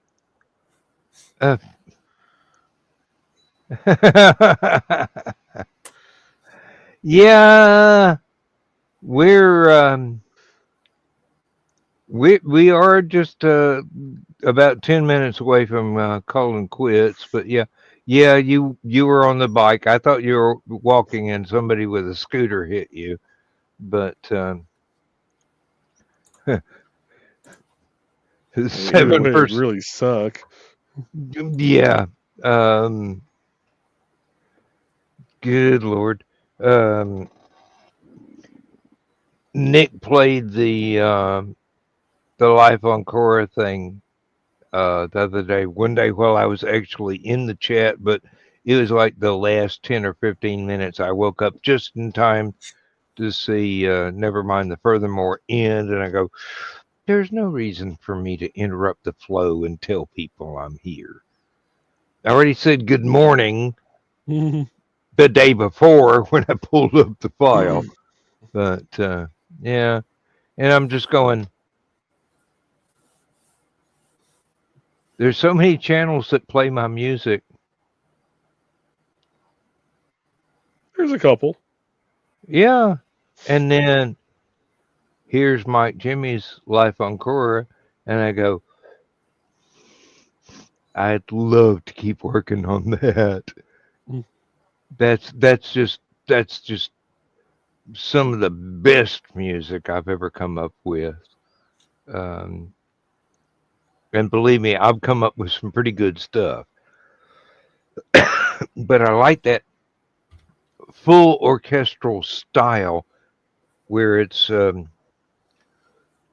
well, movie soundtrack sort of thing. Mm-hmm. Oh, good. Um, Yesterday finally got to sit down and animate for a bit. You Nice. you you get back into it slowly but surely. Oh, Mike Jimmy, it was my pleasure. Believe me, I would like nothing better than to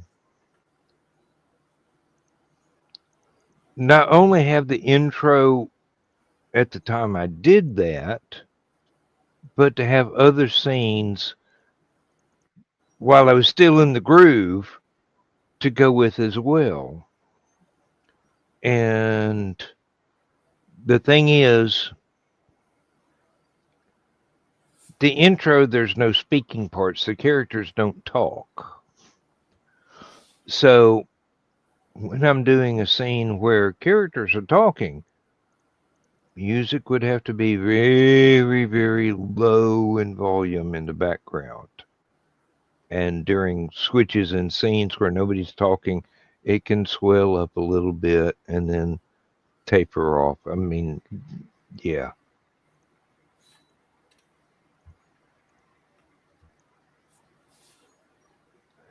VFX. What kind of sound effects? Um, it's not beyond my abilities to add special effects to music. I mean, there's all kinds of weather going on in the background of 10,000 airships and Invocation. Um, that's easy to do. And then there's the bonus track on Displaced Detective, which basically was um, public domain radio show of The Final Problem, starring Sir John Gielgud as Sherlock Holmes and Orson Welles as Professor Moriarty. And I did all the musical interludes, all the sound effects. There was one part where a carriage pulls up in a horse neighs. Well, there was no horse and carriage pulling away. So I started right after the horse neighs, reversed the file, and made it sound like the horse and carriage were pulling away. Well, you got 5 minutes. Of course, we can run a little longer. I mean, it doesn't matter. Um, as long as Joe and Thesis don't have anything else to do, I've got plenty of beer left in the fridge. So, one thing I may try and do the next time I stream, I might try and run OBS as my camera, because I have, like, when I'm doing my little one-off streams, Mm-hmm. I just run it through OBS to Twitch and Kick. Mm-hmm. And That way the chat's popping up on screen. People can see, the chat and everything. So that way, if some people are watching on Twitch, some are watching on Kick, they can still kind of communicate.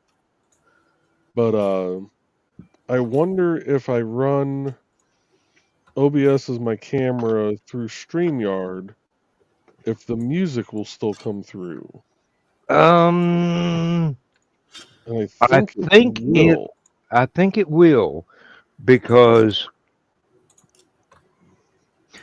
I was using OBS to do that how I write music with this program video, and I had not only the music program up there, but the sound, and I don't remember what the second camera was. It might have been pointed at me. It might have been pointed at the keyboard. I don't know. Mike Jimmy is here.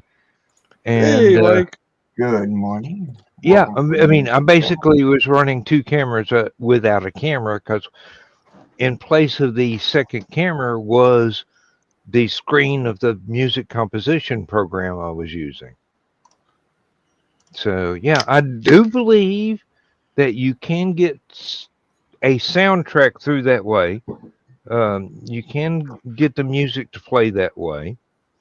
You might have to muck about with it a little bit, because OBS is one of those things where it has unexpected abilities that aren't entirely intuitive. And in that case, Uncle Carl is your friend. That's the truth. He can tell you how to make OBS stand up, pirouette, and jump through hoops.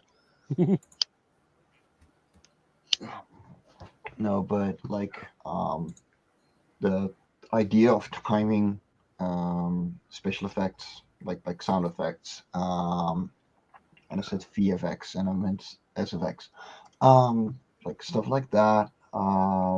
Since you're doing the music already, and the storyboard is pretty much done, so it's been voice acted.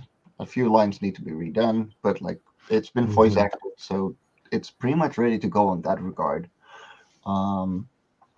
Well, my problem is I would have to know when to damp everything down so that the voice acting would not be overpowered, and just do subtle stuff in the background, and then in between scenes ramp it up a little bit, but not overpowering. And sound effects, as long as I can get a hold of them, Yeah, it's fairly easy to drop sound effects into the musical score. Yeah, I wouldn't even have to change programs for that. Just call it up as a WAV file, or no. The thing is, I could export the entire soundtrack of the voice acting, and that way you can actually just put it in your music program, and you can work on your music below that. Because it's fully video right now, but I can just export it as MP3 and I'll be done. basically it would be, I'd be working on a split screen, watching the video and trying to figure out what music went with it on the other screen. And once I had an idea of the time limits, when it needed to be quiet, when it needed to be louder, and whatever sound effects needed to go in, I wouldn't even have to clockworking the animation is the thing. It's got to all match up with the animation. So I would have to make note of timestamps for every scene, every bit where they're not talking, they're jumping around, and it needs to be the sound needs to be a little bit stronger, not dramatically stronger, but just a Yeah, little no, bit. exactly. And that's the thing. Like, if I give you the soundtrack for the whole voice acting, so from start to finish, why isn't this thing? It's not really want to focus. It's been 6 months. I'm okay with that. If it like, that's the thing. I can open the entire pilot. So all the scenes and all the voice acting is all in one place, and then I only export the timed voice acting. You can use the video to look at the kind of feeling that you want for that scene, and then Yeah. you can use the voice acting timeline to actually make the music for the background music and the sound effects, etc. Because then you will know exactly when things are being said and what is happening. Yeah. That's workable. That's very workable.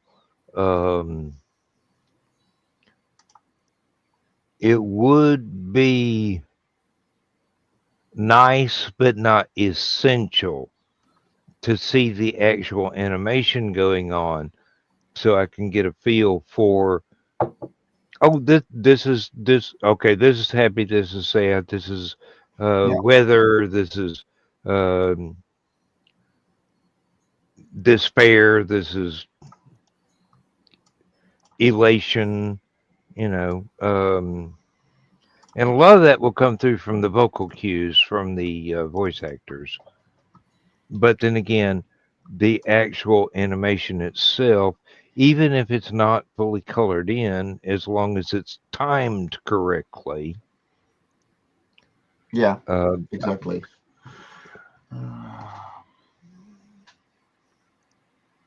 Let's see. yeah, I'm a man of many talents, in case people haven't realized that yet. If they haven't realized that, they've been living under a rock.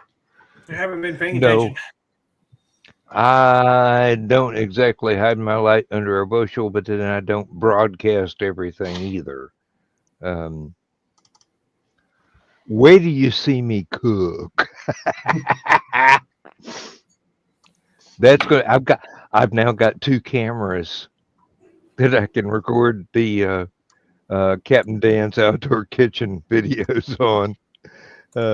That's going to be fun, trying to blend 2 different camera sources together. But that can be done.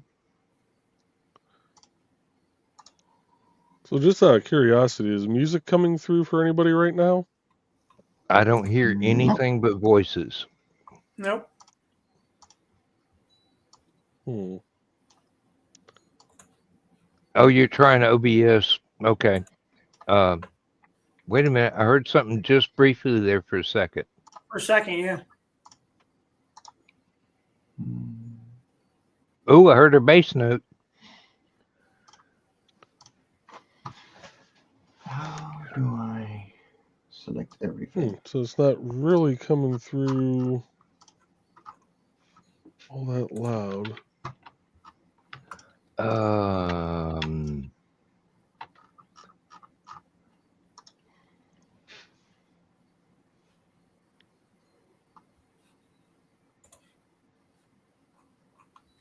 Oh yeah, basic sound effects. Basically, it's what you're talking about is Foley work.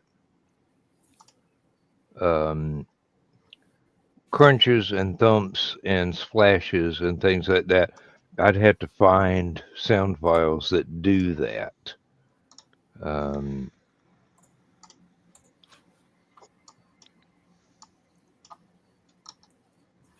And considering I'd only be able to look for them on public domain sound effects files. Some of them might have been used in the original King Kong movie for all I know. Honestly, if it's If it is non-copyrighted stuff, public domain stuff, I can use it. That's the way I was able to get away with the Gielgud and Orson Welles radio play. It was such a long time ago, nobody ever thought to copyright it. yeah. And somebody recorded, and I'm going, ooh, public domain. Ooh, I can do something with this. The hardest part is actually searching the individual sound effect.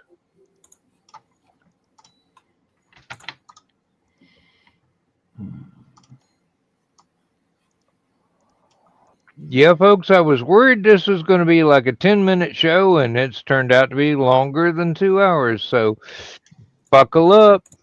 Stay Yeah, close that's how to it the goes. stay close to the candles. The staircase may be treacherous. Let's see. And please don't say the lady's name and look out there and get the horses excited. Blue car. You just had to say that. Now there's thunder going on outside. On cue, no less. You wake up my wife, I'm going to be nagged.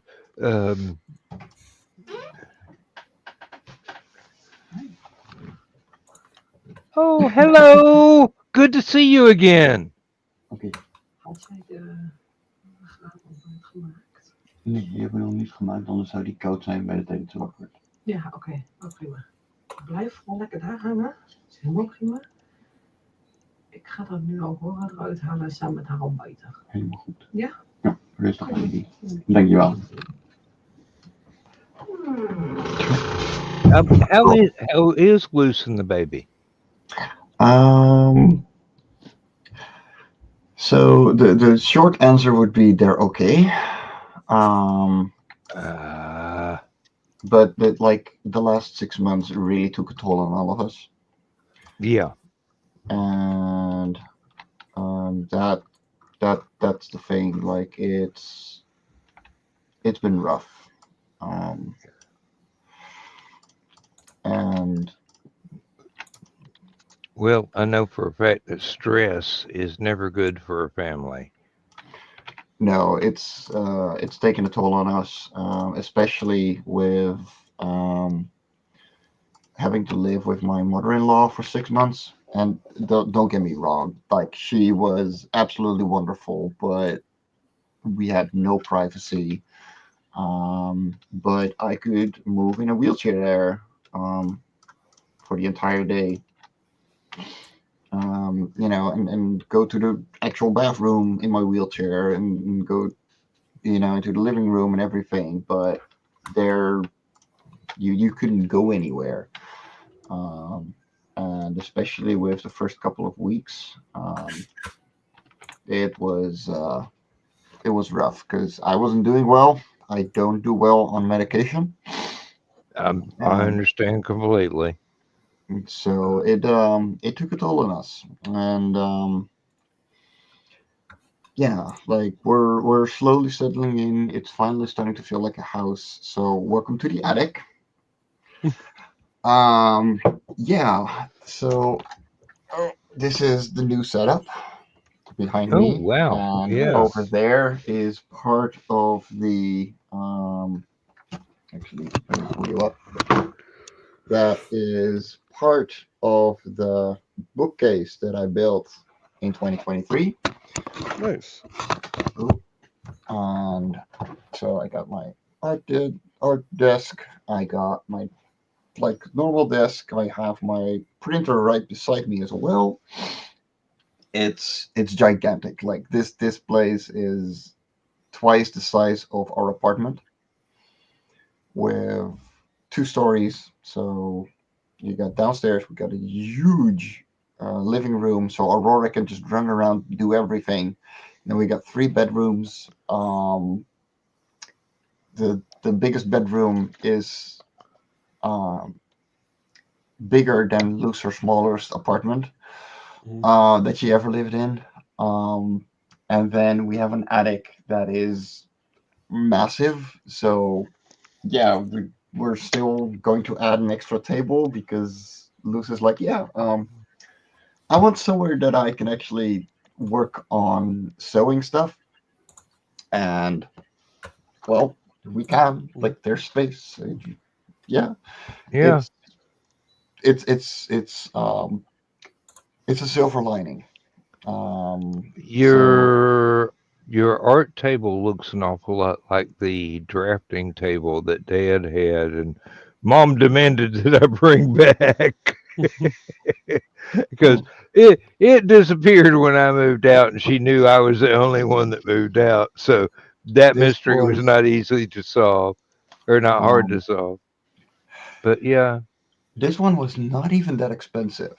So I bought it new. Or actually, my dad gave it to me as a birthday gift. It was only 150 euros.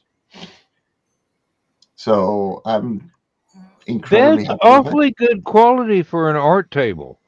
Yeah, no, I I mean, yeah. that's high end right there. Yeah. Um, So it's not the biggest. It's like 80 by 120 centimeters, which yeah. is honestly great. Like it's bigger than A2. You know, I can do A1 on this, um, and it works for me. Like, it's honestly, like, yeah, it doesn't have an electric, the valve to not valve. It's not electric, so I have to pull it up. Who cares? Hmm. It's great. Just undo the little things on the side, raise it up, tighten them back Oh no, up. no, no. There's just one hinge that I can use to pull it up, and then I bring it all the way back down, and then I can just click, click, click. It works. Um, Well, the one I have, you could have the one I had that belonged to Dad that Mom's got now that she uses for her artwork. Um, it would actually go from a sitting height to a standing height, as oh well as yeah, tilt. Um, and it, like I said, Dad bought it to read blueprints off of. So he'd tack stuff on there and go, okay, I've got to make this part. Okay, that's measured in thousandths of an inch. I can set the lathe up to do that by eye. That's measured in 10 thousandths of an inch. Gonna have to get the micrometer out of the toolbox for that one. yeah. And yeah, um, machinists, nobody really realizes how much detail machinists put into their metalwork. I mean, Yeah. they're basically um, blacksmith wizards. Yes. Now I've got an easel that I thought was just um, a camera tripod. Turns out it's an art easel. No, I can believe that. Yeah. Now, I didn't know that when I bought it, but it's going to come in handy one of these days. When I finish the fantasy novel, I want to do an oil painting for the cover because I know exactly what I want to do. I've done some preliminary sketches. Um, they're not good enough, but I know me. I will turn the raw idea into actual details later. I've even got a light table to put on the easel and tape the raw drawing to it with tracing paper underneath so I can transfer the drawing to an actual canvas Hey. for, Yeah. for the painting. I get old school every once in a while. I mean, I'm going to get the paintbrushes out. I'm going to buy a whole new supply of oil paint because everything I've got almost 40 years old without having the tubes been open. So I just need to toss all of that and start over again with fresh stuff. But yeah, I will be doing every single feather on that crow's body and every single hair on that cat's body. Oh, masochism at its best. I have to work that way. You Even if you have can to. only see it with a magnifying glass, I'll be sitting there with the jewelry workers magnifying glasses, going, okay, here's a 000 ink pen instead of a 000 brush. This is how I put shadows on each individual hair. Um, Believe me, I know myself. There's no way that I'm going to be able to do less than incredible. Oh, yeah. God, I that looks so mean, good. Oh, I yes, can it relate. does.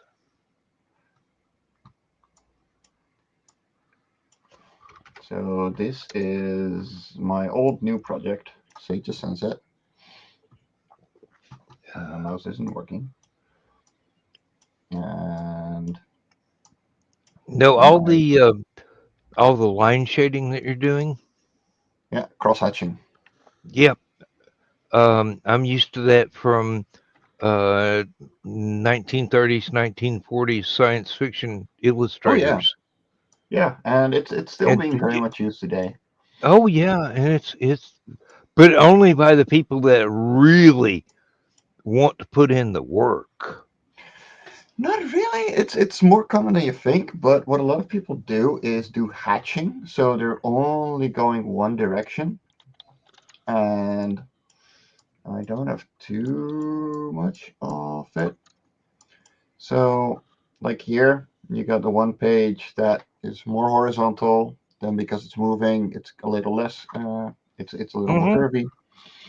And so, what they'll do is they'll try and move along with the fabric or whatever material they're looking at.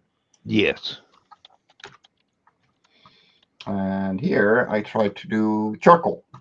I'm not sure if it worked, but I'm okay with the fire. And if you really want to be a masochist, start stippling. Just dots. So many dots. Oh So there's some my sweet people that's summer how they do child. wood. That's how they do wood burning. Is stippling, Yeah, and I it can looks imagine. phenomenal. And I keep saying I'm going to do it someday. And then I think about sitting there and Hmm. doing all these little dots because I know I wouldn't pick something simple to do it with. I do like the yin yang wolf that's massive and has, about as much black as that page there. Yeah, and um, apparently I have to split all the audio by hand. So this is going to be fun. Hey, why doesn't that have barb? Oh, well, you're talking to someone who got his best grades in art college doing pointillism with a yeah. 000 Kuinar pen, which does not like pointillism at all, but No, they're it's the best thing for it. But within a month, you're going to have to buy a new pen because the old one, the nib is no longer functional because you punched it onto the paper too many times. I before I started using the dip pen, I would work with should have them around. Let's see. There we go. Hey, The Copic Daniel Berry, multiliners. There we good go. to see you. Copic multiliners, and this is a 0.005, so I fully get you. Hmm. Um, these are not made to press down on. Like they're Oh, How you doing, Daniel Berry? So, like, they're not made to press down on, right? And they're €5 each. They were back in the day, like 2010 already. Like, I'm pretty sure they're like $7.50 at this point.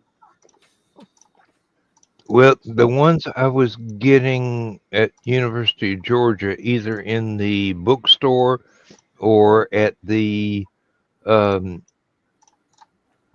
there was an art supplies and lumber yard downhill from the art school. Basically, you just had to go down 2 flights of stairs and you were there.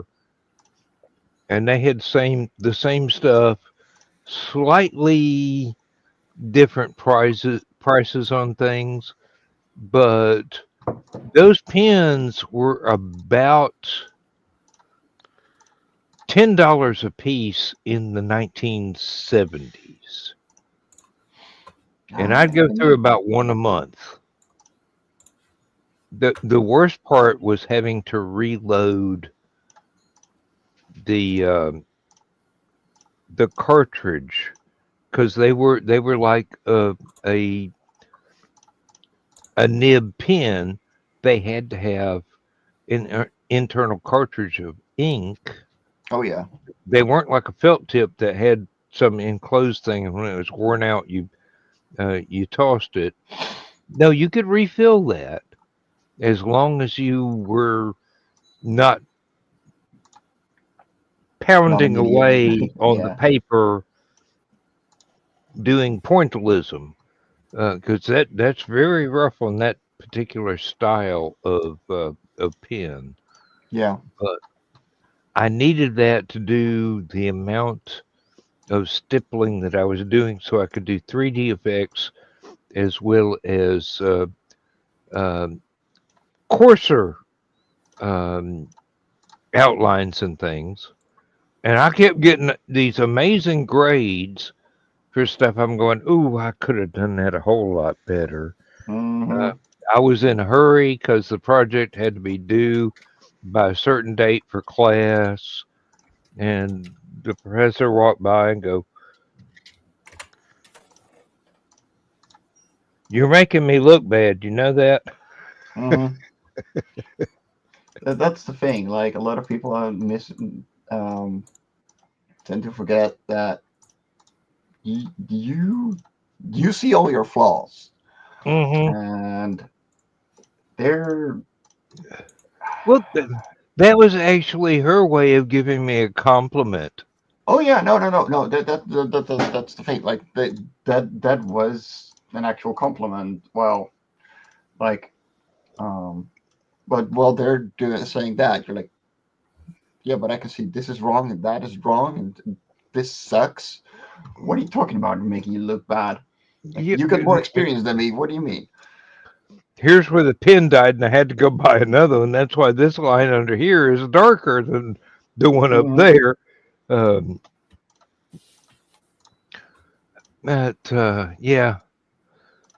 project was due. I had to turn it in.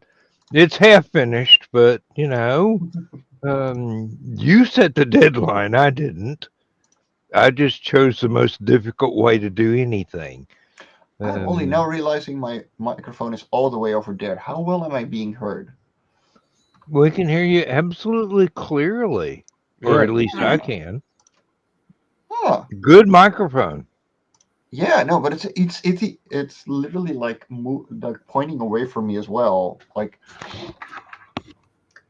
right there. Yeah, no, it's okay. It's picking you up perfect. Oh, yeah, wow. Yeah. If you got it any closer, you'd be shouting at us. Yeah, exactly. Like, I'm genuinely surprised.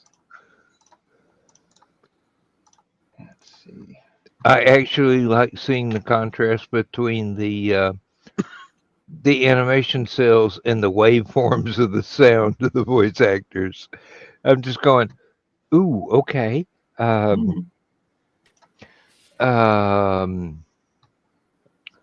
Yeah, that's why I hated it when my copy of Audacity upgraded itself And now I can't do half of the stuff that I used to be able to do just automatically. Yeah, that's one of the things too. Like let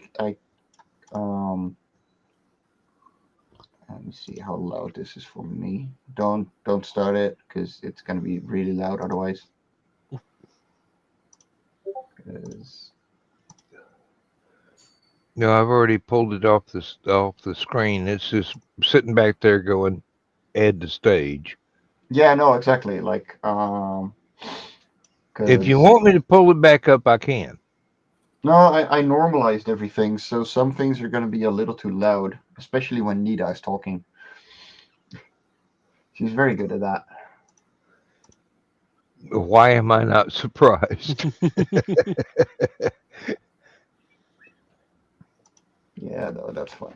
That's all good. Even the loudest things are, I'm wearing full headphones, so it's going to be a little louder, but it should be okay. Yeah, But but you get to hear all the nuances that way. Let's see. I can't mix music with this headset. I've got to go for the full stereo. Cut my ears and drown out everything else noise to be able to mix things.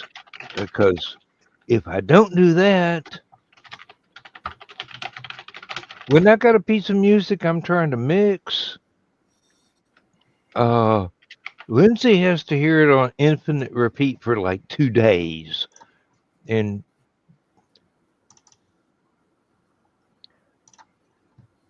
Let's see. bless the woman, but I don't know how she puts up with me. Because sometimes I need to hear what it sounds like through speakers, and sometimes I need to hear what it sounds like through headphones so I can Oh, get absolutely. every nuance in there.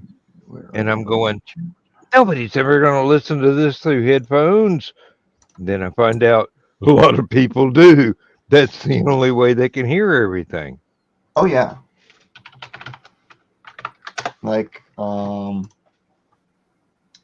one of the funniest things for me is when I found how. Let's see. Pilot episode. How many little Easter eggs were put in Dragon Ball Z Abridged when it came to let's see, voice acting for Dan. When you put on headphones, because I always listen to it with just my speakers, and then I did a commentary on it, and I figured out like, yeah, they do a lot of left and right things. Yeah. Joe, I don't know if you've ever listened to 10,000 Airships or Invocation through headphones.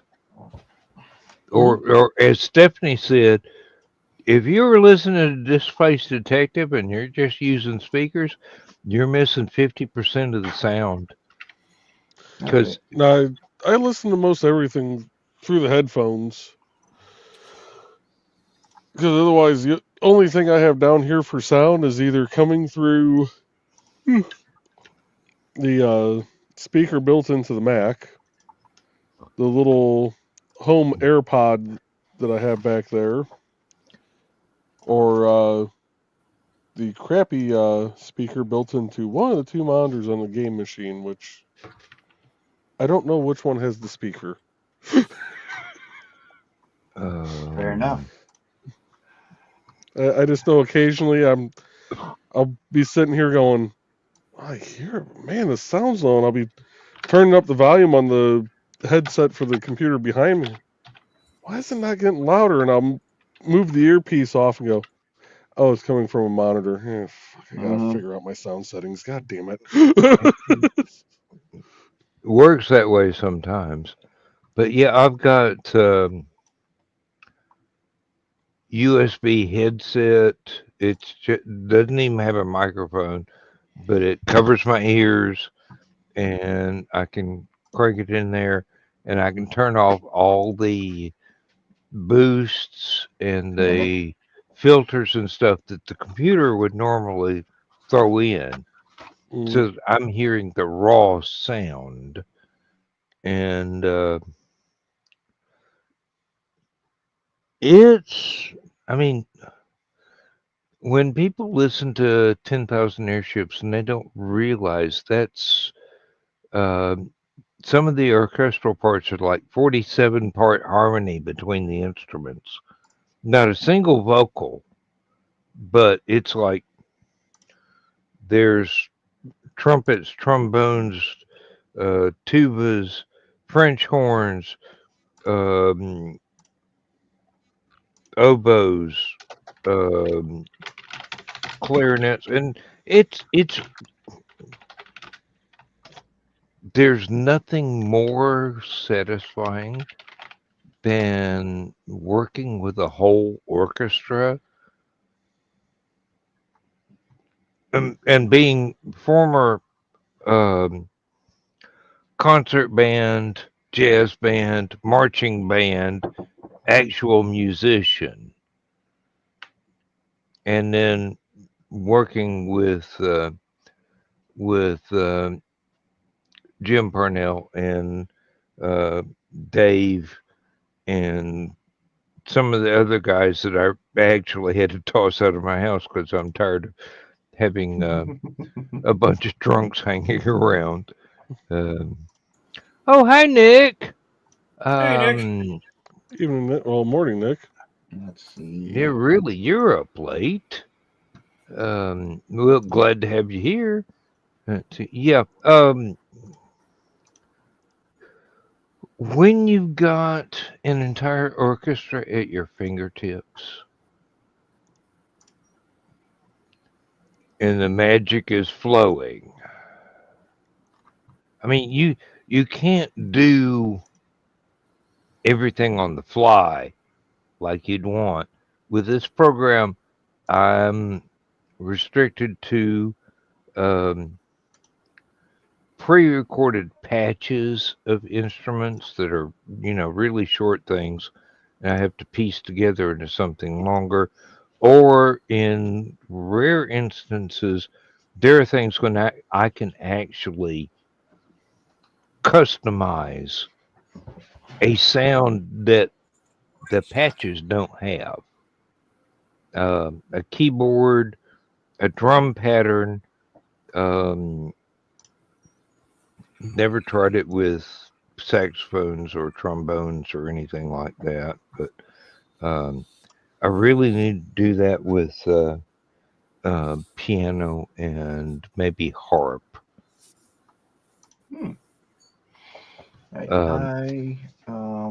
I sent you the voice acting already, Dan, in Facebook Messenger.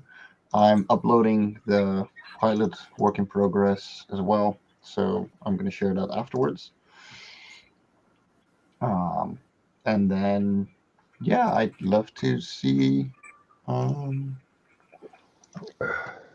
what you do with it, because yeah, I'm going to be honest. My discipline and my interest in Love and Korra as a whole kind of dropped last year. Last 2 years at this point. Well, yeah, getting hit by somebody on a scooter kind of does that to you.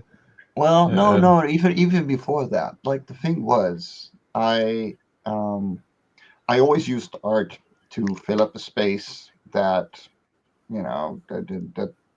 that needed filling. It was my love. It was my social life. It was something I did because I needed to escape, and I don't have to escape this life anymore. Like, I have a wonderful wife. I have a beautiful child. I have a very happy home for the most part. I mean, it's been rough, but for the most part. And yeah, if you'll forgive an old man for stating, once you have a child, everything changes. and you Oh have yeah. to reevaluate everything you've been doing your whole life and go, wait a minute, child comes first, wife very close second, me, I don't matter that much. Work, it'll happen when it happens. Yeah, Um, and like the thing with Lava Core 2 is like at this point I like Lava Core 7.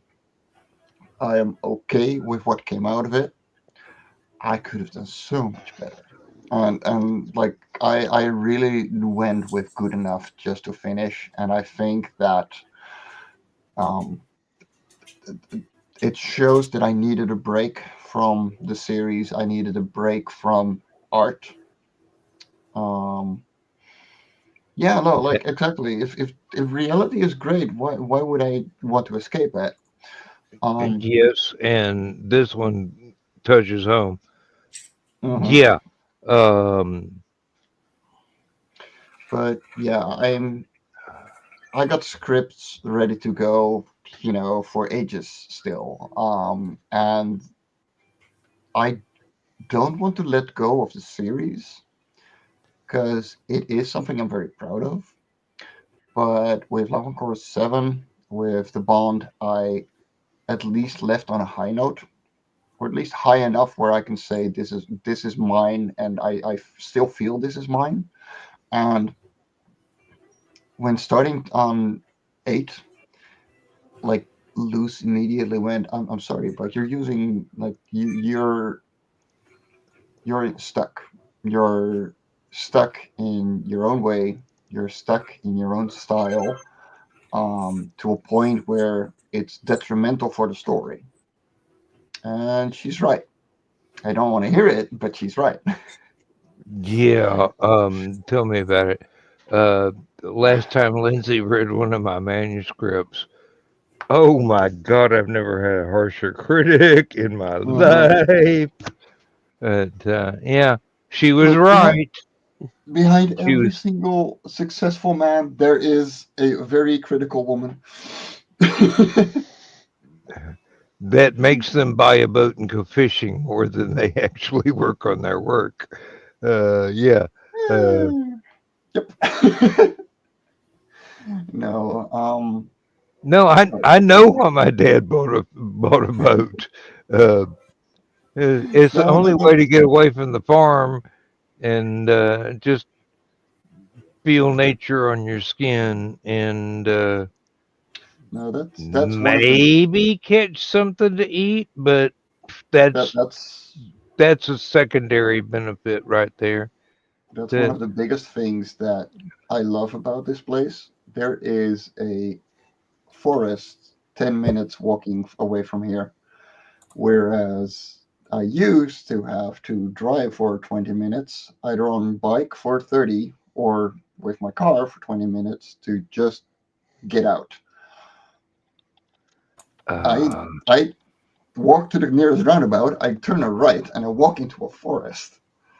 I am, yeah, I am so glad with that. Like and I can still barely walk properly. I use Aurora stroller as a crutch, um, mhm. because it helps. But Lindsay uses shopping carts now that she's got a broken collarbone. yeah, like I mean, I try and push it for her. She goes, "No, I can push it with this hand. This is in a sling. Let me do this." and that's the thing too. Like because it took so long for me um to get my surgery. There is a huge wobble in my step because my muscles are gone.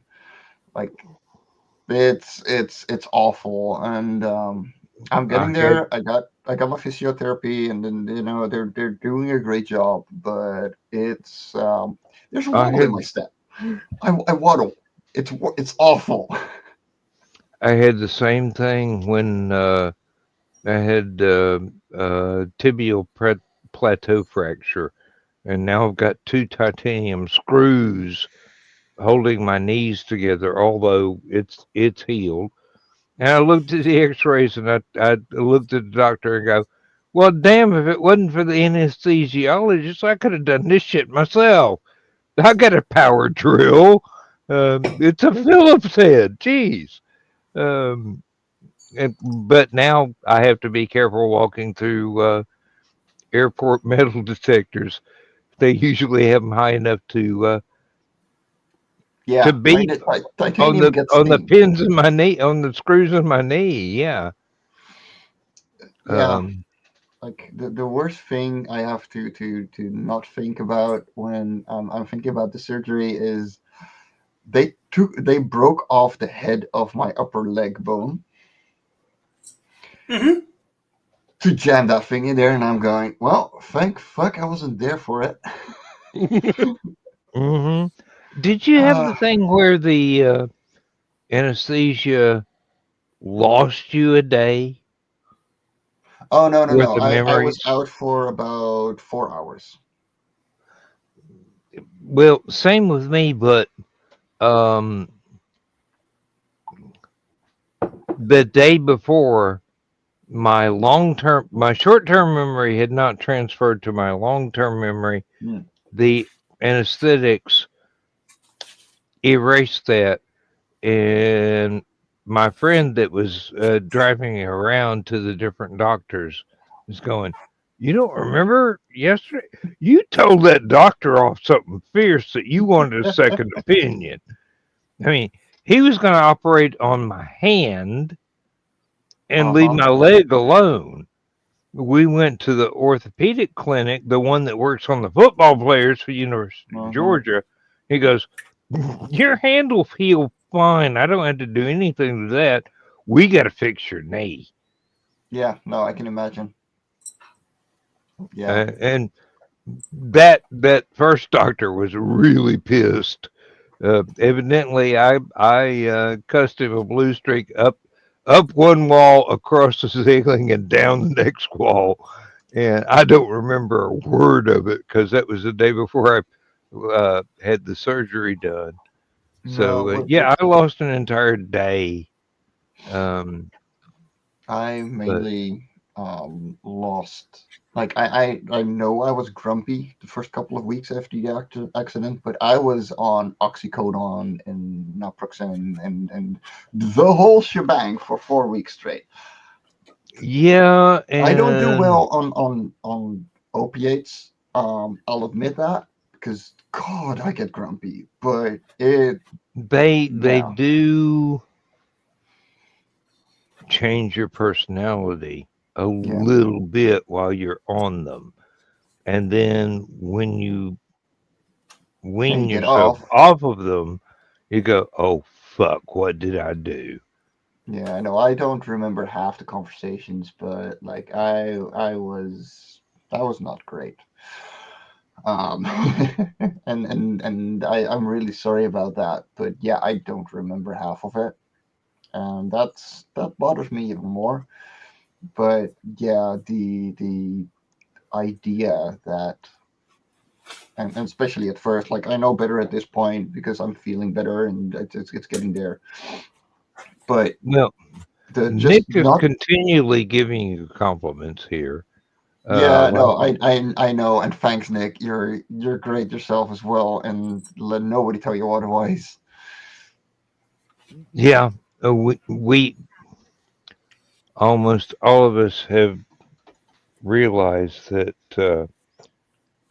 healing from a major injury of any kind is one of those things that it never goes away, but as it slowly fades further into the background, you realize this is not me at my best. No, Thank you for putting up with me. Oh, I did want to say, Jimmy, you would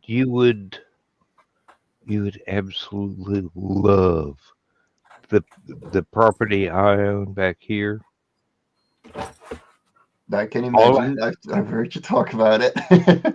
All I have to do is open one of the gates in the chain link fence and walk about 10 steps, and I am in a trackless wilderness, only traveled by Cherokee Indians for a couple hundred years until settlers took it over.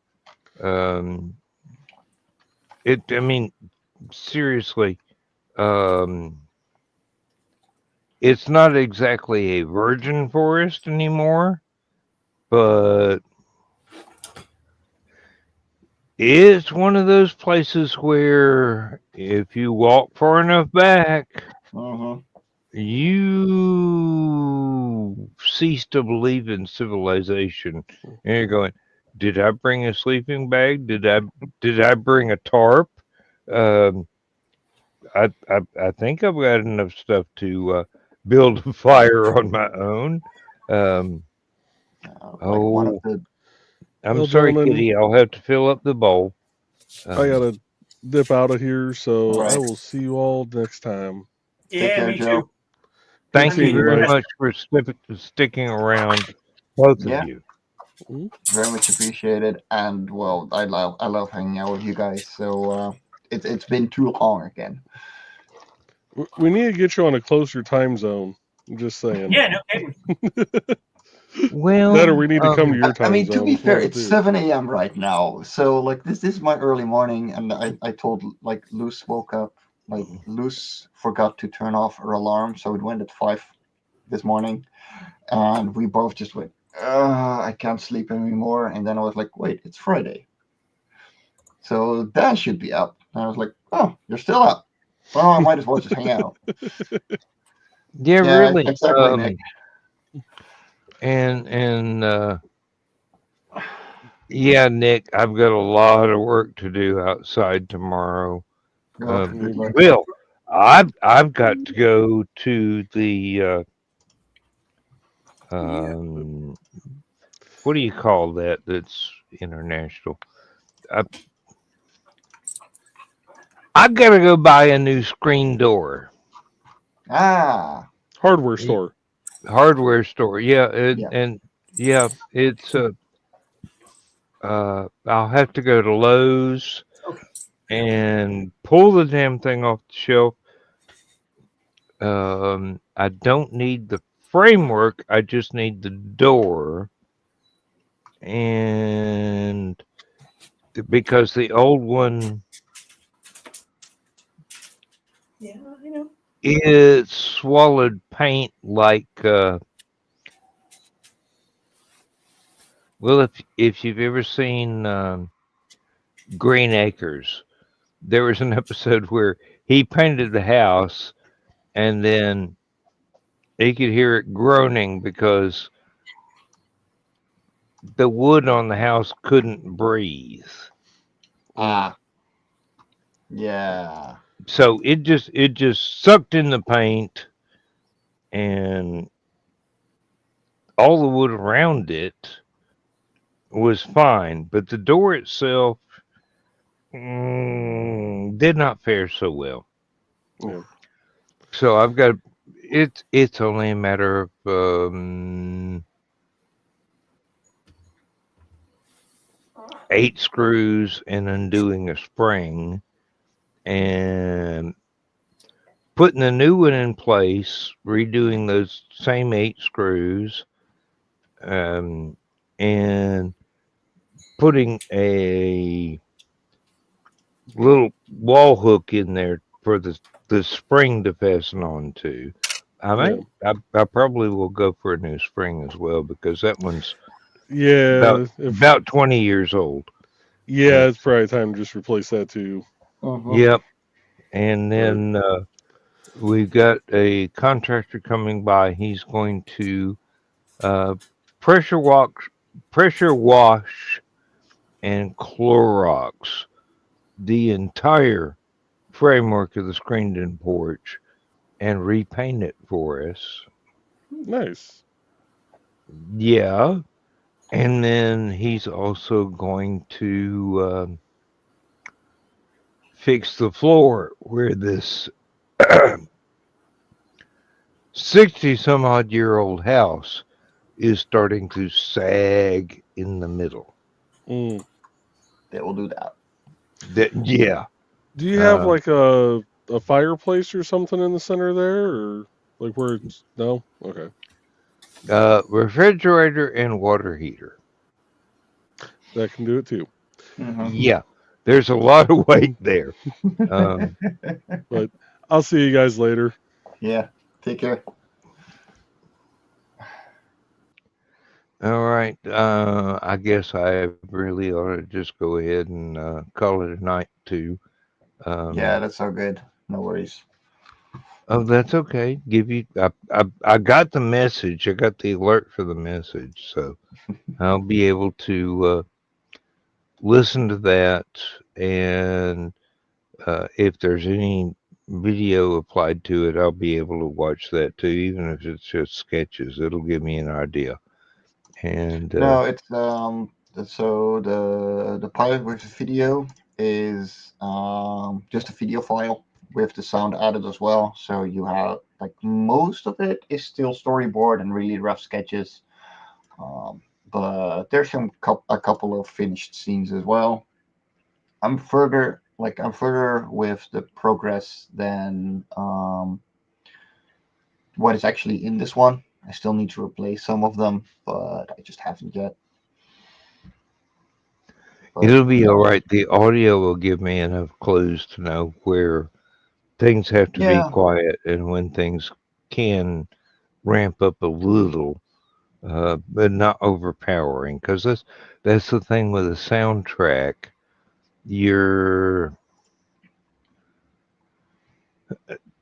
You have to have this balance between what's on the screen and audio cues as to when to build up tension yeah, and when to celebrate and when to go time for the next scene. yeah. No, exactly. I'll take care of it. I'll take care of it. I don't know how long it'll take. Trust me, this isn't being built in a day either. Let's be honest. Well, yeah. Um, I've got a lot of carpentry to commit. There's a lot of stuff I've got to do outside. Like I said, I've got to finish up the barbecue grill area so that I can start filming me cooking outside. I really can't do an awful lot of that until Lindsay's dentures are done, so she can actually eat what I cook. That would be Um, nice. yeah, especially since she's my best critic. Um, How does this taste, baby? Like bean paste. Oh, that's awful. Yeah, because without teeth, it's hard to put anything crunchy in there. Oh yeah. Um, yeah, we're doing all right. I mean, um, she had dental surgery about 4 weeks ago, and the pain meds they prescribed for her was probably a little too strong for Hmm. her uh, mass and metabolism. And she was going down the hallway in the dark to go to the bathroom and tripped over the dog Oh no. because the dog likes to sleep in the darkest part of the hallway. Of course. And I got her up and she went to the bathroom and fell down again, broke her collarbone, Oh. and her Medicare has not started yet, and since I'm retired, Oh, that's the only insurance we can get, and mine won't cover her. But we got to wait till December for her 65th birthday when her Medicare will kick in. So, and she's a former nurse. She goes, I know exactly what would happen. We go to the emergency room. They'd give me $10,000 worth of X-rays and CT scans and all this, and then they would give me a sling and tell yep. me to sit in a lazy boy for 6 weeks while it healed. And you're And I go, 10,000 in debt. yeah. And I went, well, we can save that $10,000 since you know exactly what would happen. So Hmm. let me go down to the drugstore at the county seat and buy a sling, and bingo, we're in business and save $10,000. Yep. The little old ladies at church are going, why didn't you go see a doctor? And I go, because every doctor bill cuts a month off of my lifespan. Because Yeah. when the money runs out, I need to die. Yeah. Otherwise, neither one of us get to eat ever again. And they're just, oh no, you can live off Social Security. And go, Social No, you don't. Security ain't gonna pay the grocery bills. Social Security's not gonna pay the utility bills. It'll make a No. dent in them, but without my pension, I'm so glad I uh, live in the Netherlands sometimes, especially right now. But that's a whole different story. It. I just feel sorry for it for you people. It's awful. Like it's so weird. well, we have great medical care. It's entirely too expensive. It's entirely too expensive, and not enough people have access to it. Well, It because it's entirely too expensive. no, but It like even your insurances are ridiculous. Like we think in the Netherlands like they're stupid.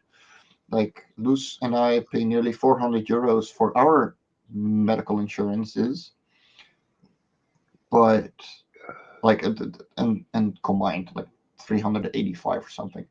mhm. So about $400 at this point. Um, but I can go through the physiotherapist twice a week. I had my entire operation paid for. I can go to a doctor and it will be free for me. Um, Medication, don't have to pay a dime. Yeah, unless it's very specific and the insurance really doesn't cover it. Like it's not too shabby to live here. It's not cheap. Yeah. And yeah, like even like my contract is ending. Like my contract with my previous job is ending in 3 days. They're not gonna continue it because I'm not gonna be able to work for another 9 months. Um, so I go to social income, which means it's 70% of what I used to make, and the other 30% is going to get out of the guilty party's insurance automatically. The Mhm. entire move to this place got covered by the insurance company. Ooh, ooh. Yep. Oh, Hold on, let me get you off of. There we go. You can go and say hi. There we go. You're on speaker. No. she is absolutely beautiful. Hi, Dan. Hello. Oh, I can't. Oh, hold on. Let me fix Good that. to see you again. There we go. Now we're rolling. Yeah. Say hi. Yeah. I remember when I had grandchildren that small.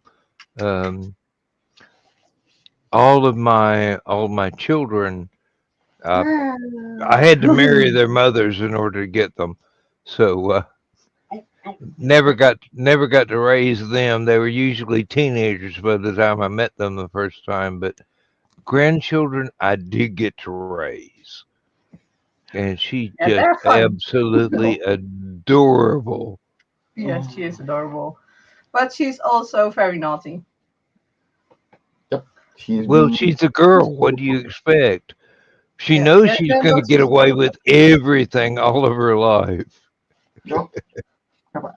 Yeah, ga je rennen, kind? So. Oh, and she's walking too. Oh my Yeah, no, she's God. walking and For a running. while. Yeah, yeah. She started walking at 11 months. So that is Oh, one. wow. So That's amazing. Yeah. she will actually climb into that, and there's colored pencils on the table, and she can just go color. That's wonderful. That is absolutely wonderful. She is so amazing, and yeah. Can't wait for her first comic. Ja, baby. Kom maar. This is a I want to draw. Even.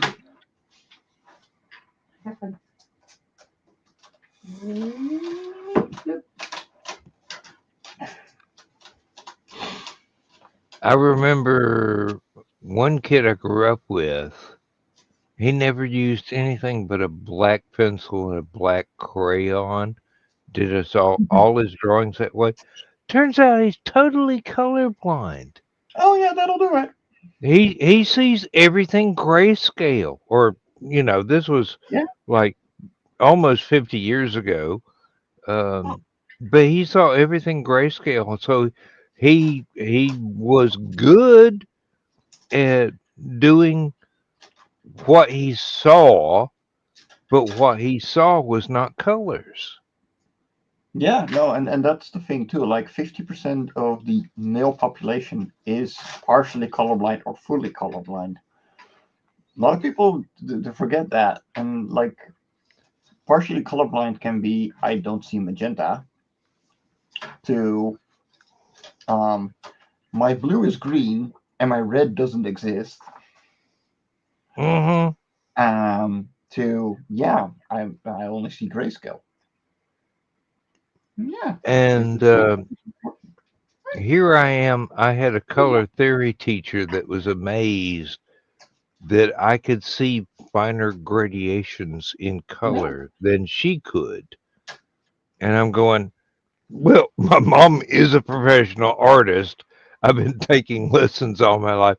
Just because you can't tell this very light green from this very light green doesn't mean I can't. Put on your monochrome monocle and look at it. You will see that they are actually different colors. Oh, for sure. And she did. And she goes, you are weird. And I'm going, thank you. That's the nicest thing that anybody's ever said to me. Had an English teacher that called me eccentric, and I'm going, There's worse things. I'm not even old enough to drive a car. I'll accept that as a compliment. Thank you. Let's see. Let me show a little bit more. There we go. Yeah. She's sweet. And it's nice to see Luce again, too. Really. She's back here looking at addresses to send our moving notice to. Well, all three of you have been missed. I mean, seriously, but drop stuff on the floor and then go, Mommy, pick it up. Oh, no. She goes boing. She goes boy and pick it up a shelf. Ja, ga maar pakken. Ja, dat kan jij. Je kan gewoon pakken. Je kan doen dat. There we go. You dropped it, you pick it up. That's a good life lesson. Sweet girl. Yes, you are. And that curly hair. I mean, seriously. Yeah, it's definitely getting more and more curly. It's You're lucky some of the other ladies in the group aren't in here. They'd just be oohing and awing and offering to babysit from from across an ocean. no, it's like that's one of the biggest privileges that my accident has given me. Like I'm able to see her grow up a lot. That And, is one of the accidental, if you'll excuse the pun, benefits is to not be distracted from your child's formative years. No, the thing that really took a toll on me right after the accident was that she was learning to walk. Like she would Moet ik je aanschuiven, Aurora? maybe take one or two steps. Oké, kom maar even. Kom zitten.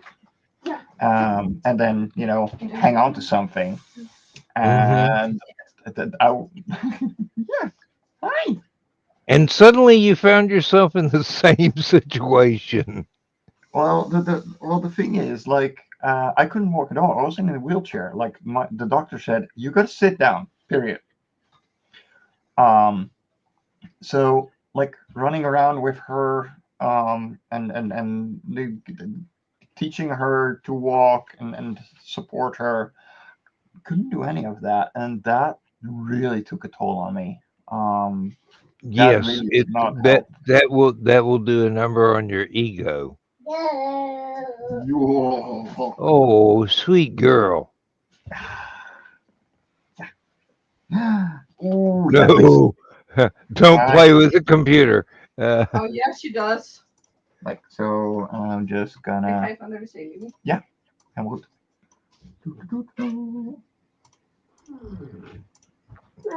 Mama is zo terug. Mama plassen. Ja. Jo. Jo. Bibi. Oh.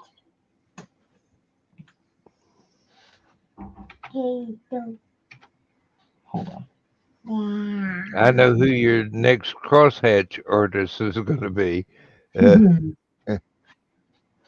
we go. And now, ta-da! Yeah. Hello.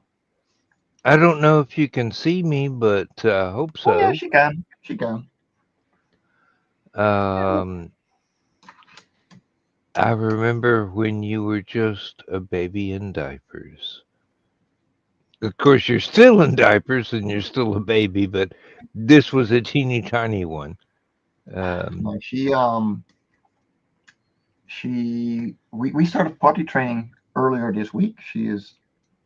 Hey. Hold on. 2 seconden, liefie. Heel even. Ja. Hey, Dad needs that. Don't mess with it. Yo. No, we started potty training earlier this week. She started saying when she needed to go to the toilet. So, hey, let's go. Yeah. Hey, that's all part of the process. Yeah. Hey. You're a big girl, huh? Yeah. You got a wave for me? Hi. Hi. Who's this mysterious bearded old man on the screen? No, you got a beard. You're cool. Like the bearded people are fine. It's the clean shaven ones that she's going. Dad, are those okay? Wow. Yeah. Yeah. Yeah. Oh, yes, wave. Thank you. Yeah. Thank you. My favorite thing is when we're out on the street. She's very social. She loves people. And we are living right next to a school now. So once Oh in a my! while, you'll have an entire class driving on bicycles, and the first thing she does when those kids are coming up is, I just actually realized she's going to grow up bilingual, yeah, and no, that's incredible. I love that. it's such a big step ahead for her. And it's a very big it's a very big extra. Like you give them such a big head start because You really, but she's not going to notice that no, it's. I mean, it'll be normal for her to speak the same way you and Luce do at home, and then English on the side, which is not one of the easier languages to learn because it's such a stupid language to start with. I well, mean, Dutch is too. So let's be honest. On that regard, they're pretty much the same. But the thing is, like when they're this small, they're just being talked to. So they don't care if it's English or Dutch or mhm. German or whatever you want to teach them. If they understand that one word is the same as the other in a different language, they're going to be able to talk Yeah, in that language. their mind is not even going to have to shift gears. They'll just No, know it. exactly. That's one thing I'm very envious of my wife. Her first language is Spanish. Her second language was British English, and then she learned American English. Then she hooked up with me, and she had to learn Southern Redneck. And when I drink too much, she has to learn Jack Daniels, where it's just one long vowel movement. But, yeah. Um, and my neighbors, she can understand them perfectly, but because she speaks so precisely and Britishly English still, they can't comprehend what she's saying. I mean, she asked for tomato on a sandwich. They don't even recognize the species of the plant, much less what she's talking about. No, And half the time they're just sitting there going, I could listen to you all day. I don't understand a word of what you're saying, but I can listen to you all day. Oh, will be such a drama queen. I know a fake cough when I hear one. I'm a grandfather. You Exactly. can't fool me.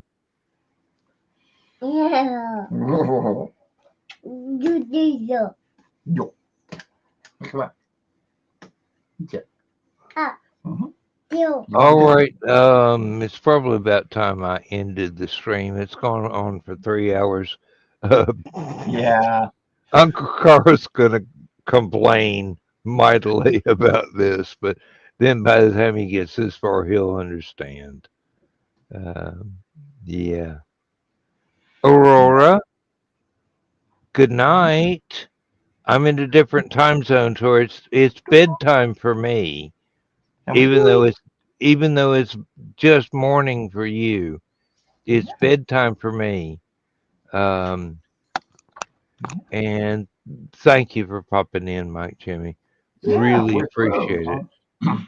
I really want to Really hang out appreciate with it. you guys more because it's doing my creative mind a lot of good to hang around with creatives again and seeing the support. I want to pick up Hung and Animation again. And I'm just figuring out when that's going to be. It's probably going to be a Tuesday, because then Aurora is at daycare, and that is my only day not being a dad. You're always a dad. Yes, I'm always a dad. Yeah, but it's nice to be able to take a vacation day every once in a while, even if it's only a half day. Bye bye. Bye bye. Dag, dag. And give Luce a big hug from everybody over here. Because, you know, y'all have gone through a lot and you're still together. That's good. That's more than some folks over here on this side of the pond would have put up with. It took a lot. Aurora, nee.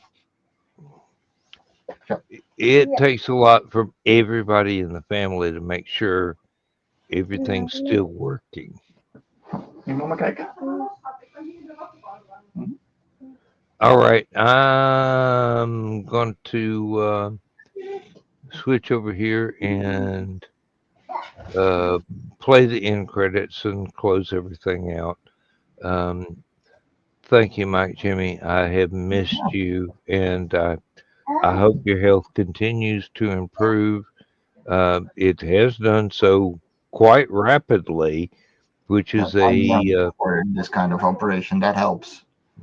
Well, and it's a testament to European doctors being a little bit less stick in the mud than U.S. doctors, and the lack of how much can I charge for this Band-Aid? Yeah, $200 for an aspirin. Yeah, I've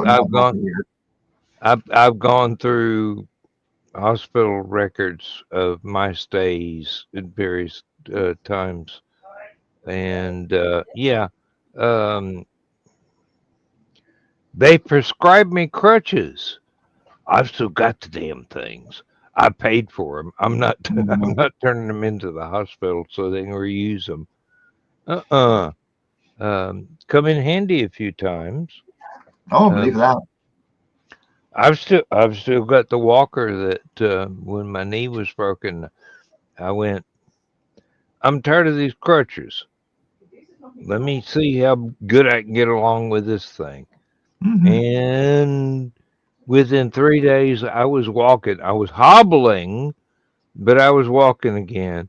When I went back to see my doctor, he goes, you didn't use the crutches since last week. And I'm going, nope. And I'm not even using the walker now. He goes, okay, let me see your balance. And I stood on the broken leg and did a nice little martial arts pose with the other leg straight out. And he goes, okay, that's enough. And I purposely did not hear him and stood there for another couple of minutes going, yeah, I can stand on this damn thing now. And he goes, that's enough. That's enough. You proved your point.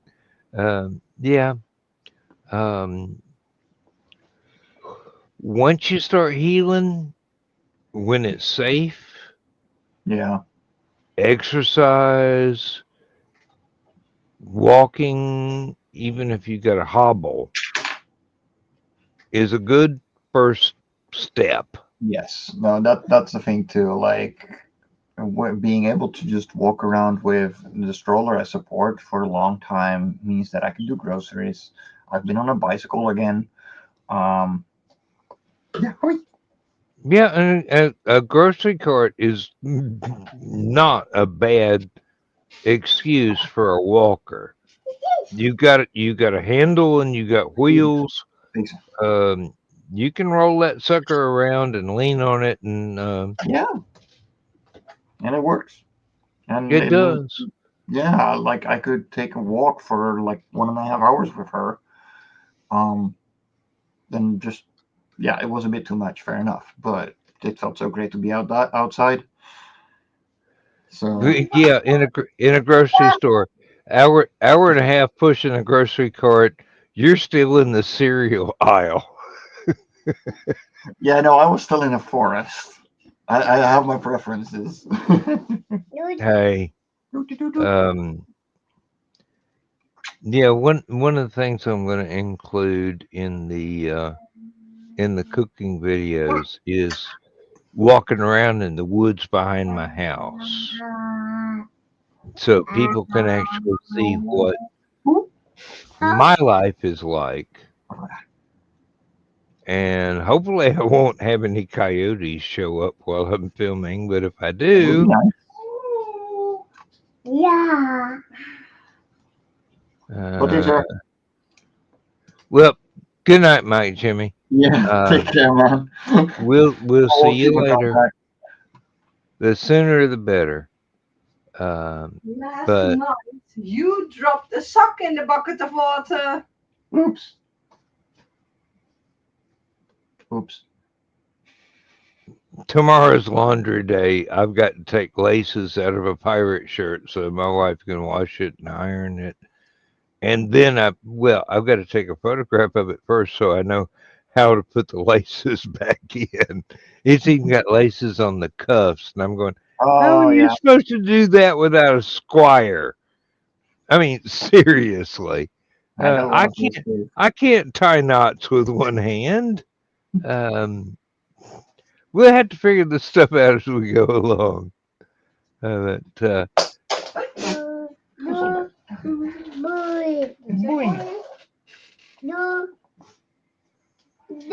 night. Oh. And all my love. Yeah, take care, man. I'll try and be around more often because I love hanging out with you guys. Scheduling is your business. You got your own life. It's not like we're paying you. Believe me, if I could, I would. But you still wouldn't be obligated to show up every time. But in any case, I'm glad you're getting better. I'm glad that Aurora is growing up so fast. I'm glad that Luce is sticking through all of the trials and tribulations, and you got a remarkable woman that fell in love with you. Don't screw that up. I'm trying. No. Believe me, that kind of love is really hard to find. So everything you can do to maintain it.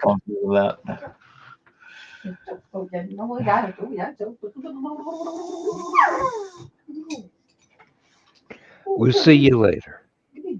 Take care, man.